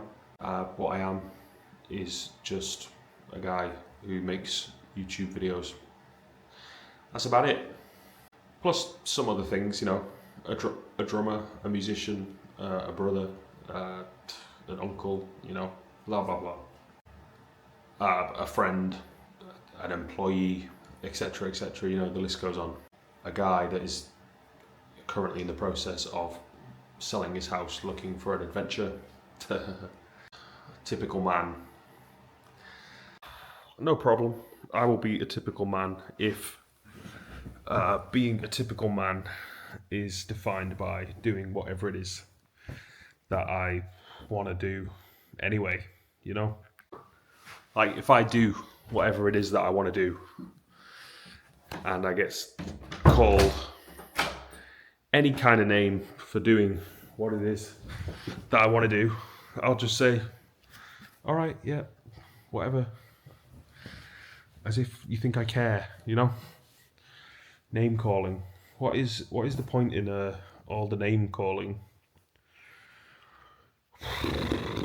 Endless name calling. God, what is the point of it? What is the point of it? Drives me fucking nuts sometimes, man. That's just how people live their lives, some of them. Just, they have to project or label everything, whether it's correct or incorrect. I mean, it's neither correct nor is it incorrect. It's just words, and words are just made up of letters. And letters are just made up. So, words are just made up. You say it means this, I say it means that. No one's right, no one's correct, no one's incorrect. That's it, end of story. That is what it comes down to. You might feel like your mind is falling apart hearing that being said. But but yes, that is because your mind is made up of very fragile substance. The more fragile if you do not recognize what it is that it is made up of, which is just letters and words. Words are made up of letters. Your mind is made up of letters. That's what it is. You read from a script every time you speak. That script is written somewhere on the page of consciousness within a imaginary hallucination that you are having. That is what it means to speak. That is what it means to engage in a conversation. It means to be reading from an imaginary book, thinking that you are actually utilizing your own personal intelligence. Here's another hard one to accept. You do not have your own personal intelligence. There is no such thing. Everything that you think makes up you, you got from someone else, from somewhere else. There is nothing really that makes up you, that makes you in any way individual. You have your own name, but there's people out there with the same name as you. You have the way you look, but there are people out there who look exactly like you. You have your personal life story.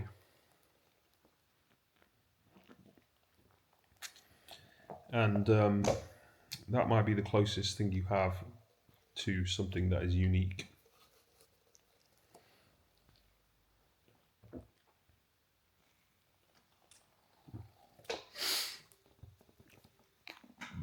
And who knows where all these ideas come from.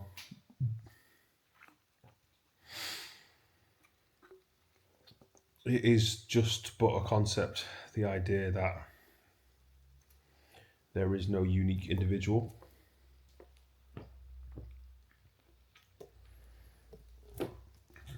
I agree, it is but an idea.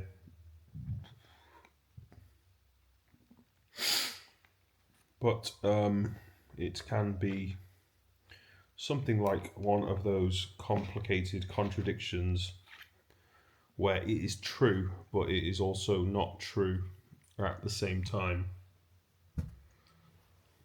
It's not a yes, that's true, or no, that isn't. It's a both or a neither. Those are always the options when it comes to binaries. A or B, both or neither.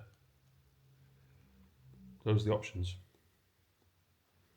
That makes up like a circle. Outside of that circle is all of those circles, again, the same thing. A or B, both or neither. Again, and it's that outside of that is another one, outside of that is another one, outside of that is another one. That's an infinity that you can get into. You just step, outside of perception, outside of perception, outside of perception, outside of perception. And as long as you keep tracking it consciously, you can just go step by step by step by step by step by step by step. And there's no end to how far you can take that.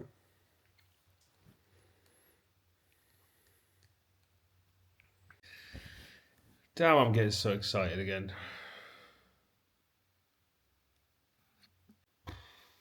For the house selling, I truly believe it's gonna happen now.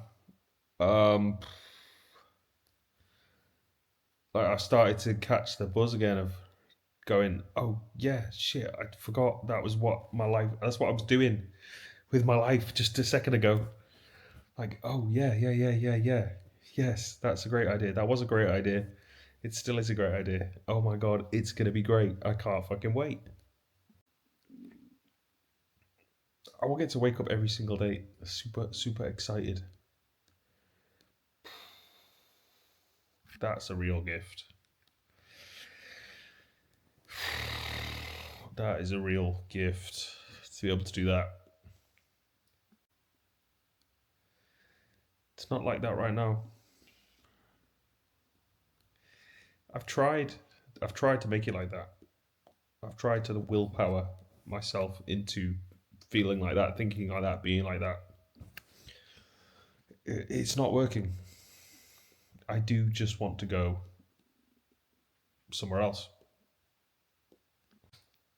Somewhere where there's lots and lots and lots and lots and lots and lots and lots of crazy things going on. Crazy and amazing, not just crazy, because just crazy is not actually good. But crazy and amazing. Amazing. Amazing. Yeah. So I'm super excited. Like tomorrow morning, when I have a viewing tomorrow morning, this might be the person that is going to buy this house. God. And if they're not, then, well, I've already kind of put the wheels in motion to say,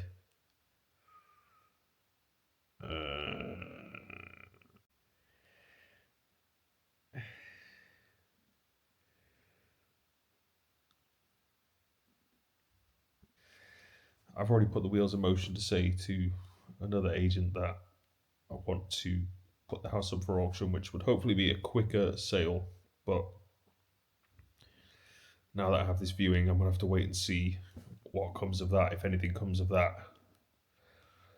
Because if there's any offer that comes from that, I'll have to then say, oh no, sorry, I've changed my mind again. Sorry.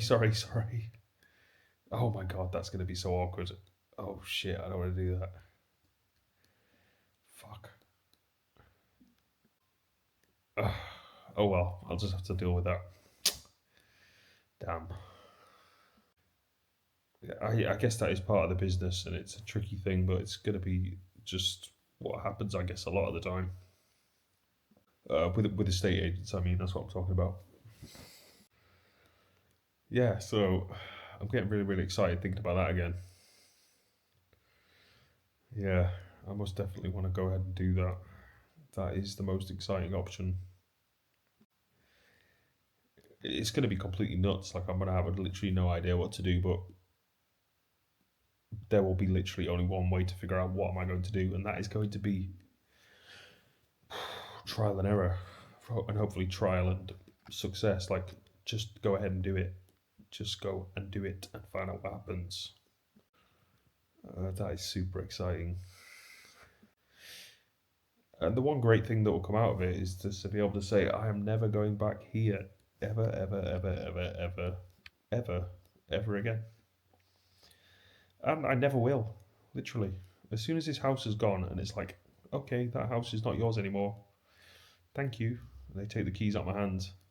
First of all, I'll be jumping up and down celebrating. Yes. Thank fuck. Oh my god. Like, I will be... I don't even know how to explain. I will be going bananas celebrating, first of all. And then it will literally be, as soon as I step on that train and leave, I will never, ever be coming back for the rest of my entire life. I can't explain to you how good that would make me feel to permanently see the back of this place forever.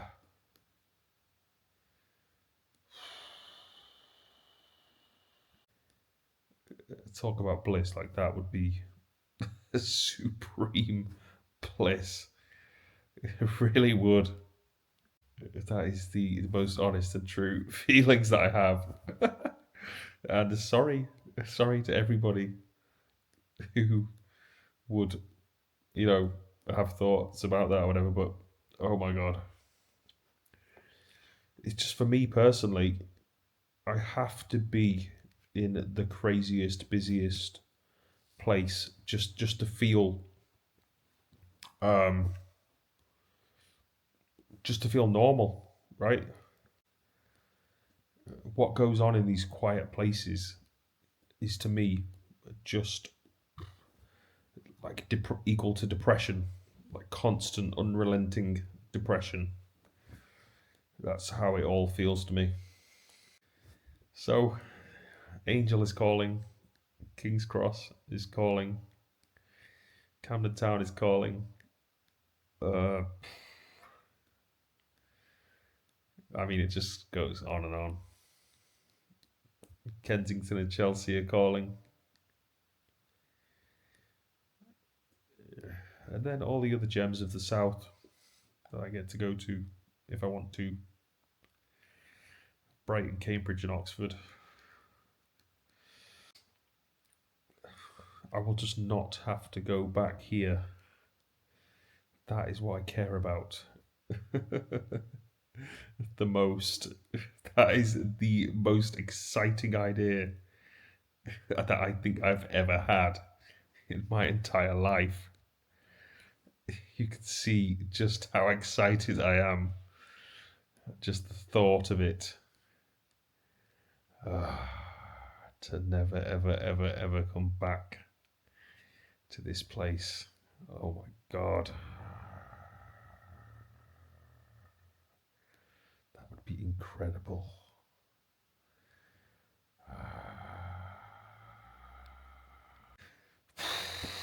But alas, for the meantime, I am still here. Oh no. I don't want to think about that. Fuck.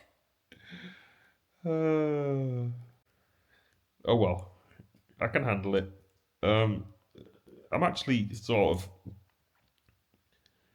I wouldn't say learning to love it, but I'm learning how to handle it better. Yeah, I'm not. I'm not. I've not learned how to handle it, but wait. Let me explain. I've not embraced and accepted and learned how to love it because I don't love it. That's why I want to leave. But I'm learning how to, yeah, I guess handle it better. And I think one of the ways that I've learned how to handle it better is to just like my mantras that I've had going on for quite a while now is just positivity, positivity, positivity, positivity. Like I've got to just create like a. Sorry, that's just a burp. It's one of those horrible deep ones.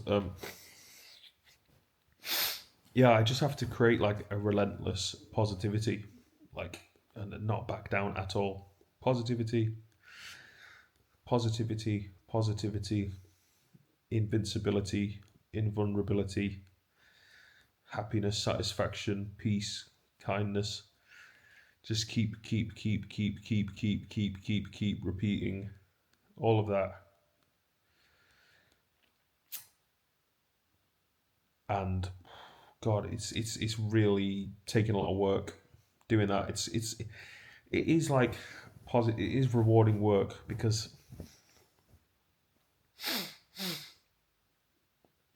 it's actually stopping me from letting any of the negativity actually get to me. You know, get in my head, etc., etc., etc. It's me just creating the invincibility of an aura, like a protective shield, and hopefully, fingers crossed, that'll be the way that I can actually take all of that negative energy and transform it into a positive energy. That's what I've been focusing on more than anything. Take it, transform it, hand it back. Positive, create positivity. And that's the point where I've got to now. Instead of like complaining and calling people whatever.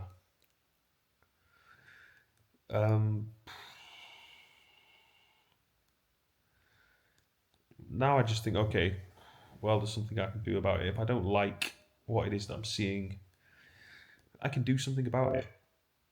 I can create something better and, put out those positive vibes that create transformations and make a better place. That's it. That has to be created. A better place. Has to be. No choices, no options. That's it. So that is now just my work for as long as I'm here. Continue to try to create positivity as much as I can, as often as I can, in as many places as I can. And just focusing on I can, I can, I can, I can, I can, I can, I can, I can, I can. Belief, belief, belief, belief, belief. Belief, pure positivity, pure positivity, pure positivity, pure positivity.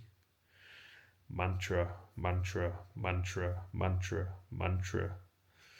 Peace, protection, peace, protection, peace, protection. Kindness, kindness, kindness, kindness. Peace, peace, peace, peace, peace, peace, peace, peace, peace. Peace, peace, peace, peace, peace, peace, peace. Peace, peace, peace, peace, peace, peace, peace. Peace, peace, peace, peace, peace, peace, peace.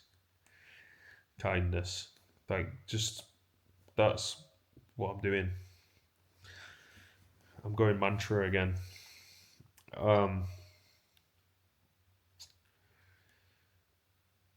But it's doing good as far as I can tell. It is the only way to sort of positively brainwash yourself. Give your brain a wash with positivity, wash away all the negativity. I do that now as much as I can, and a lot of that is coming from conversations with Cameron the camera, taking Cameron the camera out, walking and just talking to Cameron the camera. Lots of people see me do that and hear me and what I have to say and everything, so that is the effect I am having or trying to have. It's just like me to my vlog for my YouTube channel is supposed to be a positive place, continuing to be a positive place. I cannot always keep that up because I make videos every single day and I cannot be relentlessly positive even if I'm trying to. There are many times where it's just not possible. I have no choice over my thoughts, here and there. But I keep trying to keep going back to positive, positive, positive, positive, positive, positive, kind, kind, kind, peace, peace, positive, positive, positive. Stay there, stay there, stay there, stay there. Just do that, keep repeating. Because those concepts are strengthened in their repetition. So I've put a lot of work into trying to create more of that positive inner place. And I carry around my inner place everywhere I go. So wherever I go in the outer world, whichever place I go to, I'm also carrying around my inner state. So I try to focus the most on my inner state, improving that, creating more positive energy within my inner place. That means that I have the power, the uh, well, I have the power to share some of that power with others who cross my path, and they do too for me. You know, like I come across someone who's got such a positive aura that they carry, like just as they pass you or as you're near them or whatever, you get a noticeable impact from their presence. So I want to be that too. I want to be that person. I want to carry that kind of energy that can be shared, because it's good and it does change the world little by little, one person at a time. And now, as I'm not moving quite yet, I'm not moving house quite yet. I have to really focus on the time that I do have here in order to really strengthen that positivity as much as I can and make that as strong and as strong and as strong and as possible. And just keep trying to continue whilst I can to broadcast that out from where I am to anyone and everyone around who can receive that and who would like to take that and to do something with that and to create a betterment for themselves with that. So I sit here with Cam in the camera and I talk and I talk and I talk and I talk and I talk and I talk and I talk. But I'm also just in that time of talking to Cam in the camera, I'm actually chipping away at the air around me with my words. And in some way, those words, all of them, have the effect of what is similar to a ripple effect that everybody has to some degree. And that is what you would describe as the energy or the aura that person gives off. Energy from that person you can receive even from a distance, like across the road or down the street or, whatever. So I am now centering my house as a hub of positivity, and I am going to be a beacon of positivity and try to continue to cultivate that positivity within me so that that can continue to be broadcast to anyone who can possibly receive that or wants to receive that. And by doing that, I would like to continue to have a positive effect on this area, on the people, on the places, on everything, every detail of everything that is there, everything that is out there. I would like to change that for the better, bring that positivity, and continue to try to place kindness as a number one priority. So until I get to escape and go off on my adventure, which I'm going to be very, very, very happy about as well, until I get to do that, I'm going to continue to focus on trying to make a continued effort as much as I can to continue to cultivate positive. That's it. Positive. Yep. It was such a great idea to take my bed away from my computer. I do feel like it's much, much better to have a separate bedroom. And it also feels a lot better that it's upstairs. I can't really explain that one too well. I can't really explain that as to why that is, but I don't know. I have no idea. Seems like it made a difference. Feels like it made a difference to me. Feels different. Well, maybe it's just different is good. You know? Different is good, and then you take enough time in that new thing way that is different, and then eventually it's not different anymore and you want something else that's different, and then you change it again, and then you do that again and again and again. Yeah. Have I just become like a ridiculous impression of myself? That's exactly what I just felt like then.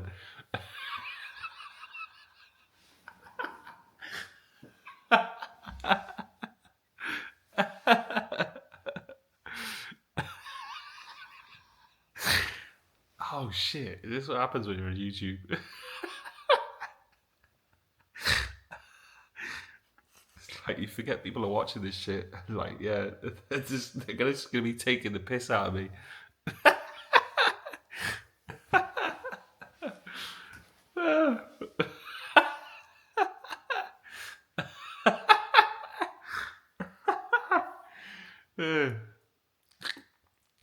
Anyway, that was a good laugh. That you need a laugh like that every now and then, right? Oh no, it's happening again. I'm hearing it again. I'm just doing an impression of myself.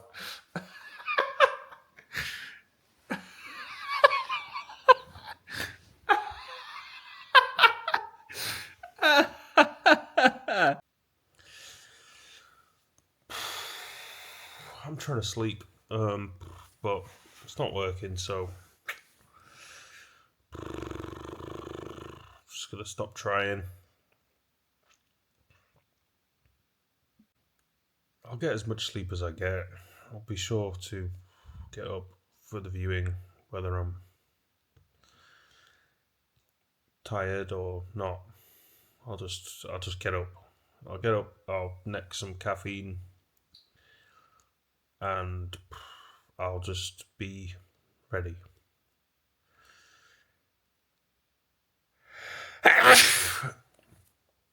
Whether I get 10 hours sleep or I get no hours sleep, I'll make sure that I am ready and prepared. I can do a viewing even like just basically asleep but with my eyes open, and you know, I think I even did do one that was like that. Anyway, so no sleep yet. I think it's just sort of gone midnight. I'm gonna go get another bowl of that food that I made before.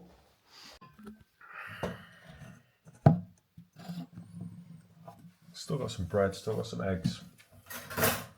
I'll eat those when I feel like bread or eggs. But for now, I was very satisfied with this food I made earlier. Thought it tasted pretty good. And it's good to do something like this, the Thai style spice. It's a refreshing change.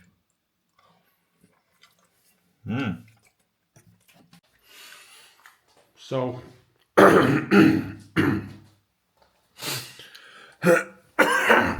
I'm just gonna go back to chilling in bed.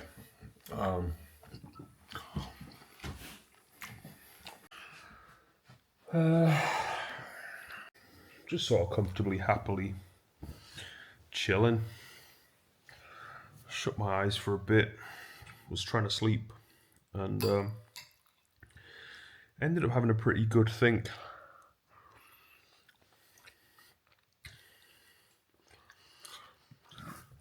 Pretty solid think. And Been having a lot of good thinks.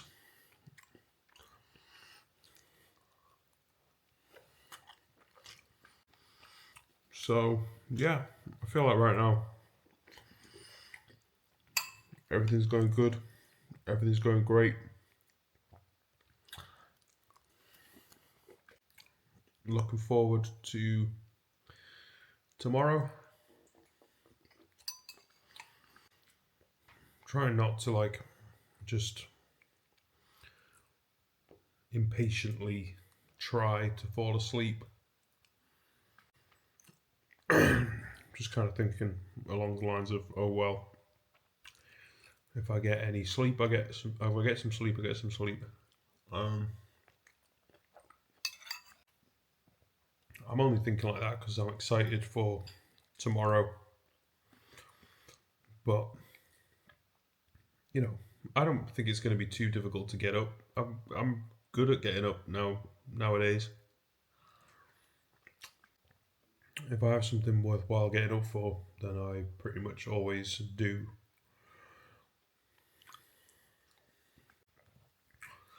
I always tend to stress out a little bit like this, but yeah, I also kind of worry. Well, that's part of what's keeping me awake is the stressing out. But I think I just would be awake anyway. It doesn't really matter what's going on for me. I just fall asleep when I fall asleep. What matters more than anything is just to make sure I've got an alarm set, and then make sure I actually get up and when the alarm goes off. And then I just take some caffeine, and then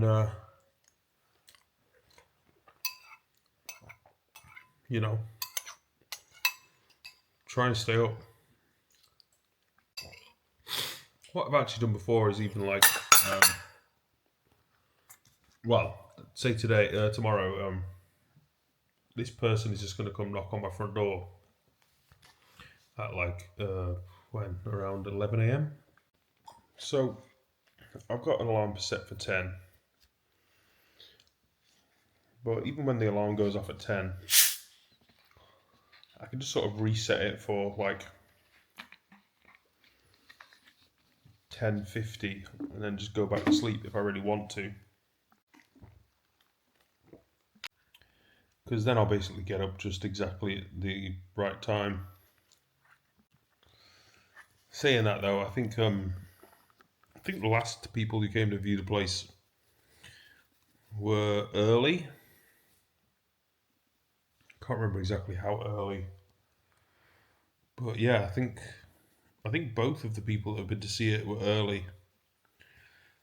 Oh no, maybe one of them knocked on at exactly the right time. One of them was early. But anyway, like I said, no big deal. Even if I literally open my eyes and go straight from the bed to the front door, and have to do the viewing having literally just woke up a few seconds before. If that's what I have to do, then that's what I'll do. No problem. I don't want to do that because I don't think I will make the best impression on somebody, within sort of 5 to 10 seconds of awakening.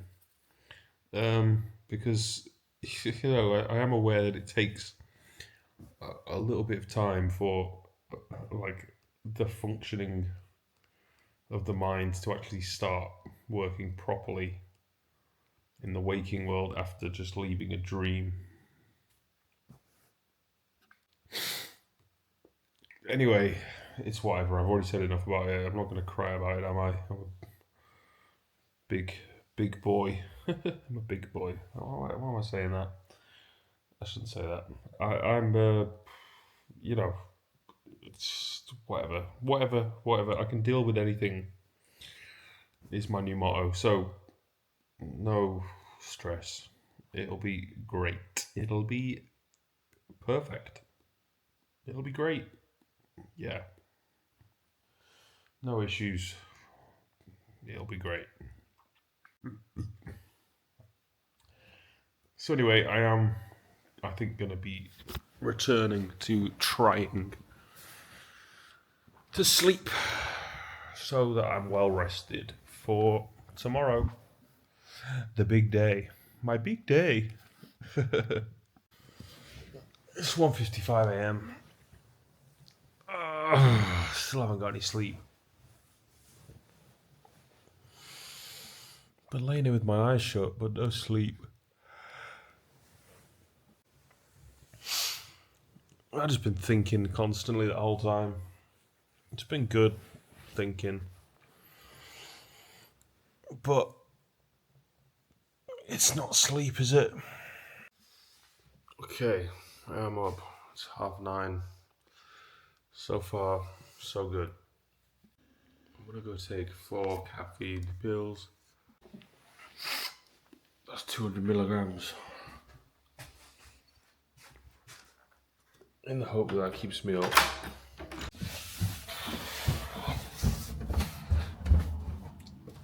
I woke up and made a sandwich while I was asleep, using up the last of my bread.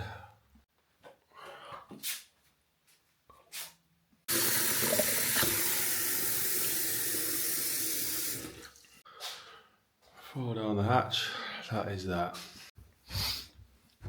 Taste the taste of my mouth. A particularly good taste. So all I have to do now is stay awake for the next hour and a half until 11 a.m. when the guy arrives for the viewing. Sounds easy enough, right? Well, easier said than done. Like I said yesterday, it's actually not such a bad thing if I do fall back asleep. As long as I'm now sort of awake-ish, then I really just have to make sure I get up, like, I don't know, 15 minutes before. And if I just spend that entire time talking to the camera, then I should be perfectly ready for whenever the guy arrives. I don't know what I'm going to say to him. I'm just going to say, hey, how's it going? You want to come in? Then, alright, so feel free to have a look around. If you have any questions, let me know. I'll probably just say that. I'm just thinking about what it's like to do drugs. They sometimes make you feel so great, so incredible, that you feel like everything is perfect. You get so much confidence and you feel like the most attractive guy ever. And you can start getting like attention from women who think that you exude confidence and your confidence is so attractive. But it's not really confidence, it's just the drugs, like the effect they have. But I can understand why that's so addictive, because it's like feeling like the perfect man all of a sudden. Like you feel great, you have no complaints, and I don't know, like you have the ability to talk to anyone whenever you want to, and you just feel like this magnetic, charismatic person who's the center of attention. And in that moment you are, but then eventually you sort of come down and you kind of lose all that confidence, and then you just become a shell of the person that you were. So anyone who knows you whilst you're on drugs doesn't really know you. They just know that version of you. So it comes as a huge surprise when they meet you when you're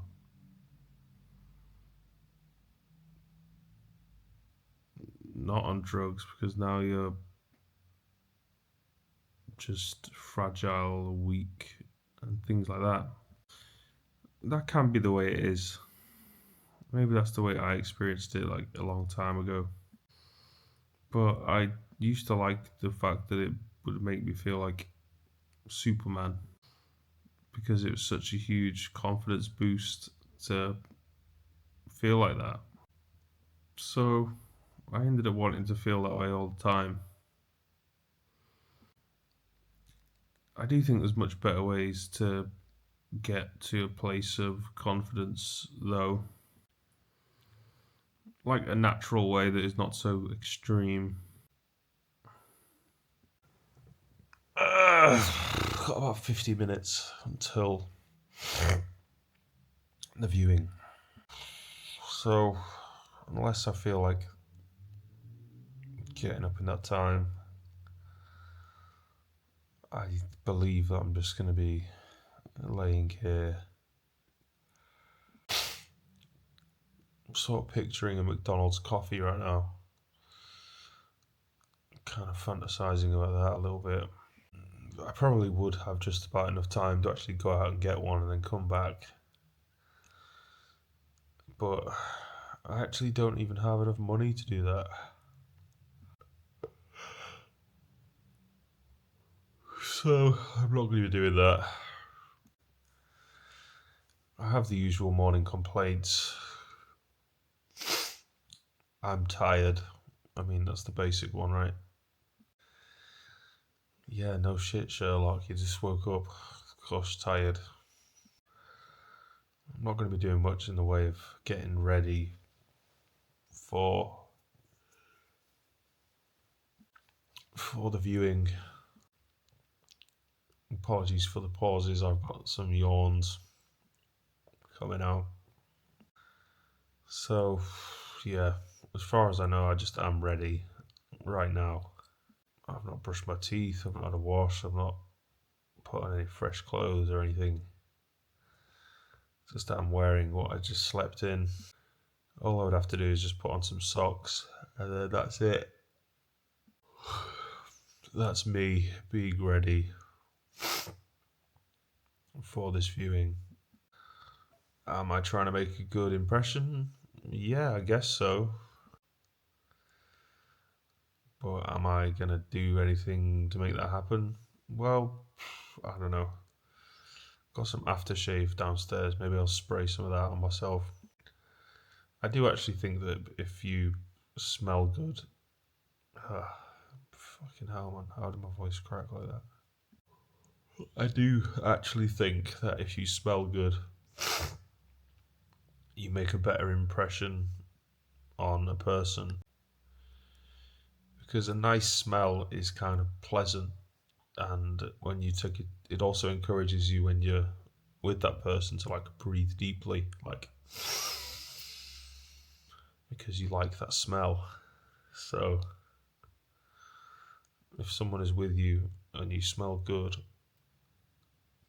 they start to breathe deeply. That makes them feel relaxed around you,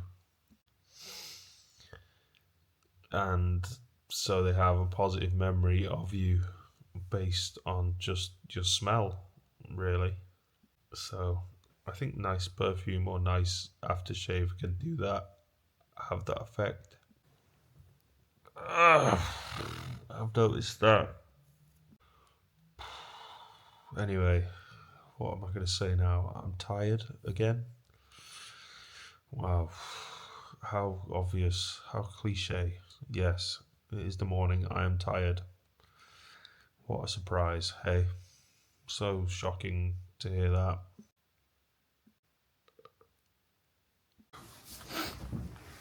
There's a whole bunch of dust on the skirting board here,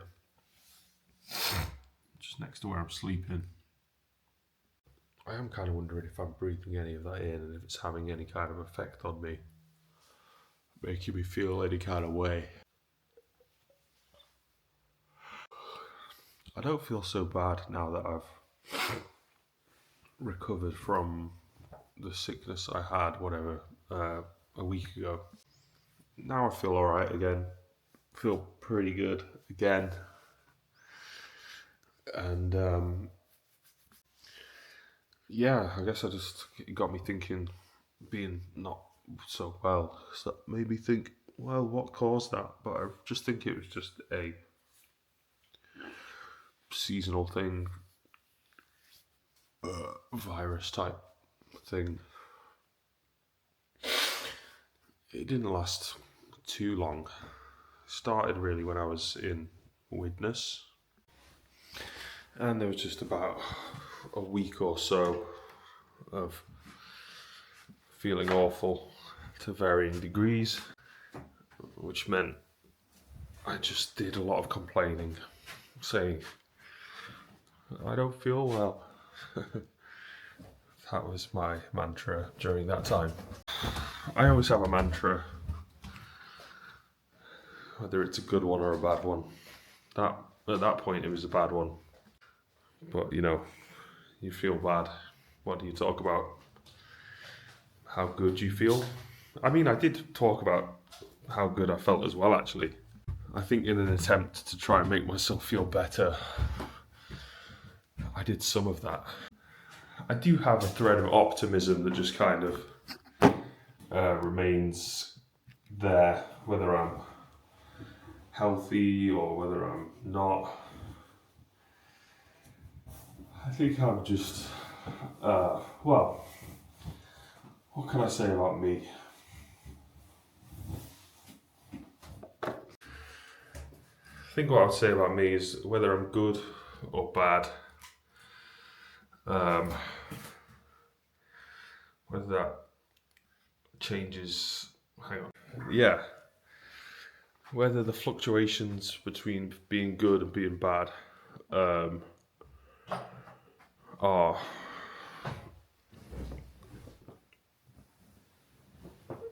closer together or further away. By good or bad, I just mean feeling okay, feeling well or feeling not well or whatever. Whether it's a big gap or a small gap between those changes, I just say whatever I think, whatever I feel. That's it. I just read from the script. What is such a shame is that everything was going so great,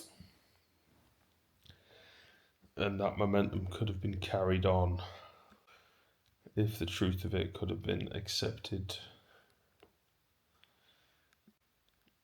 But it's ego that gets in the way.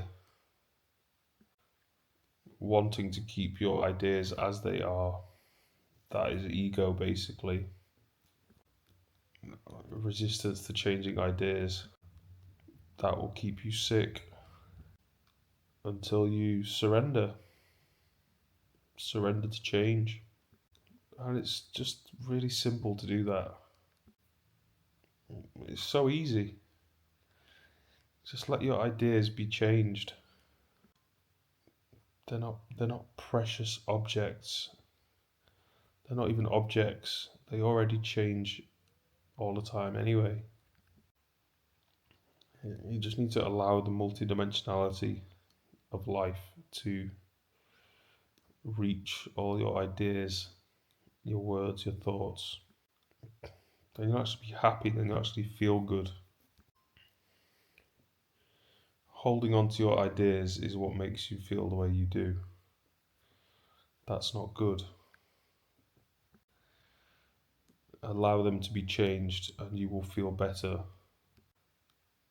It's not that important. They're not even your ideas anyway.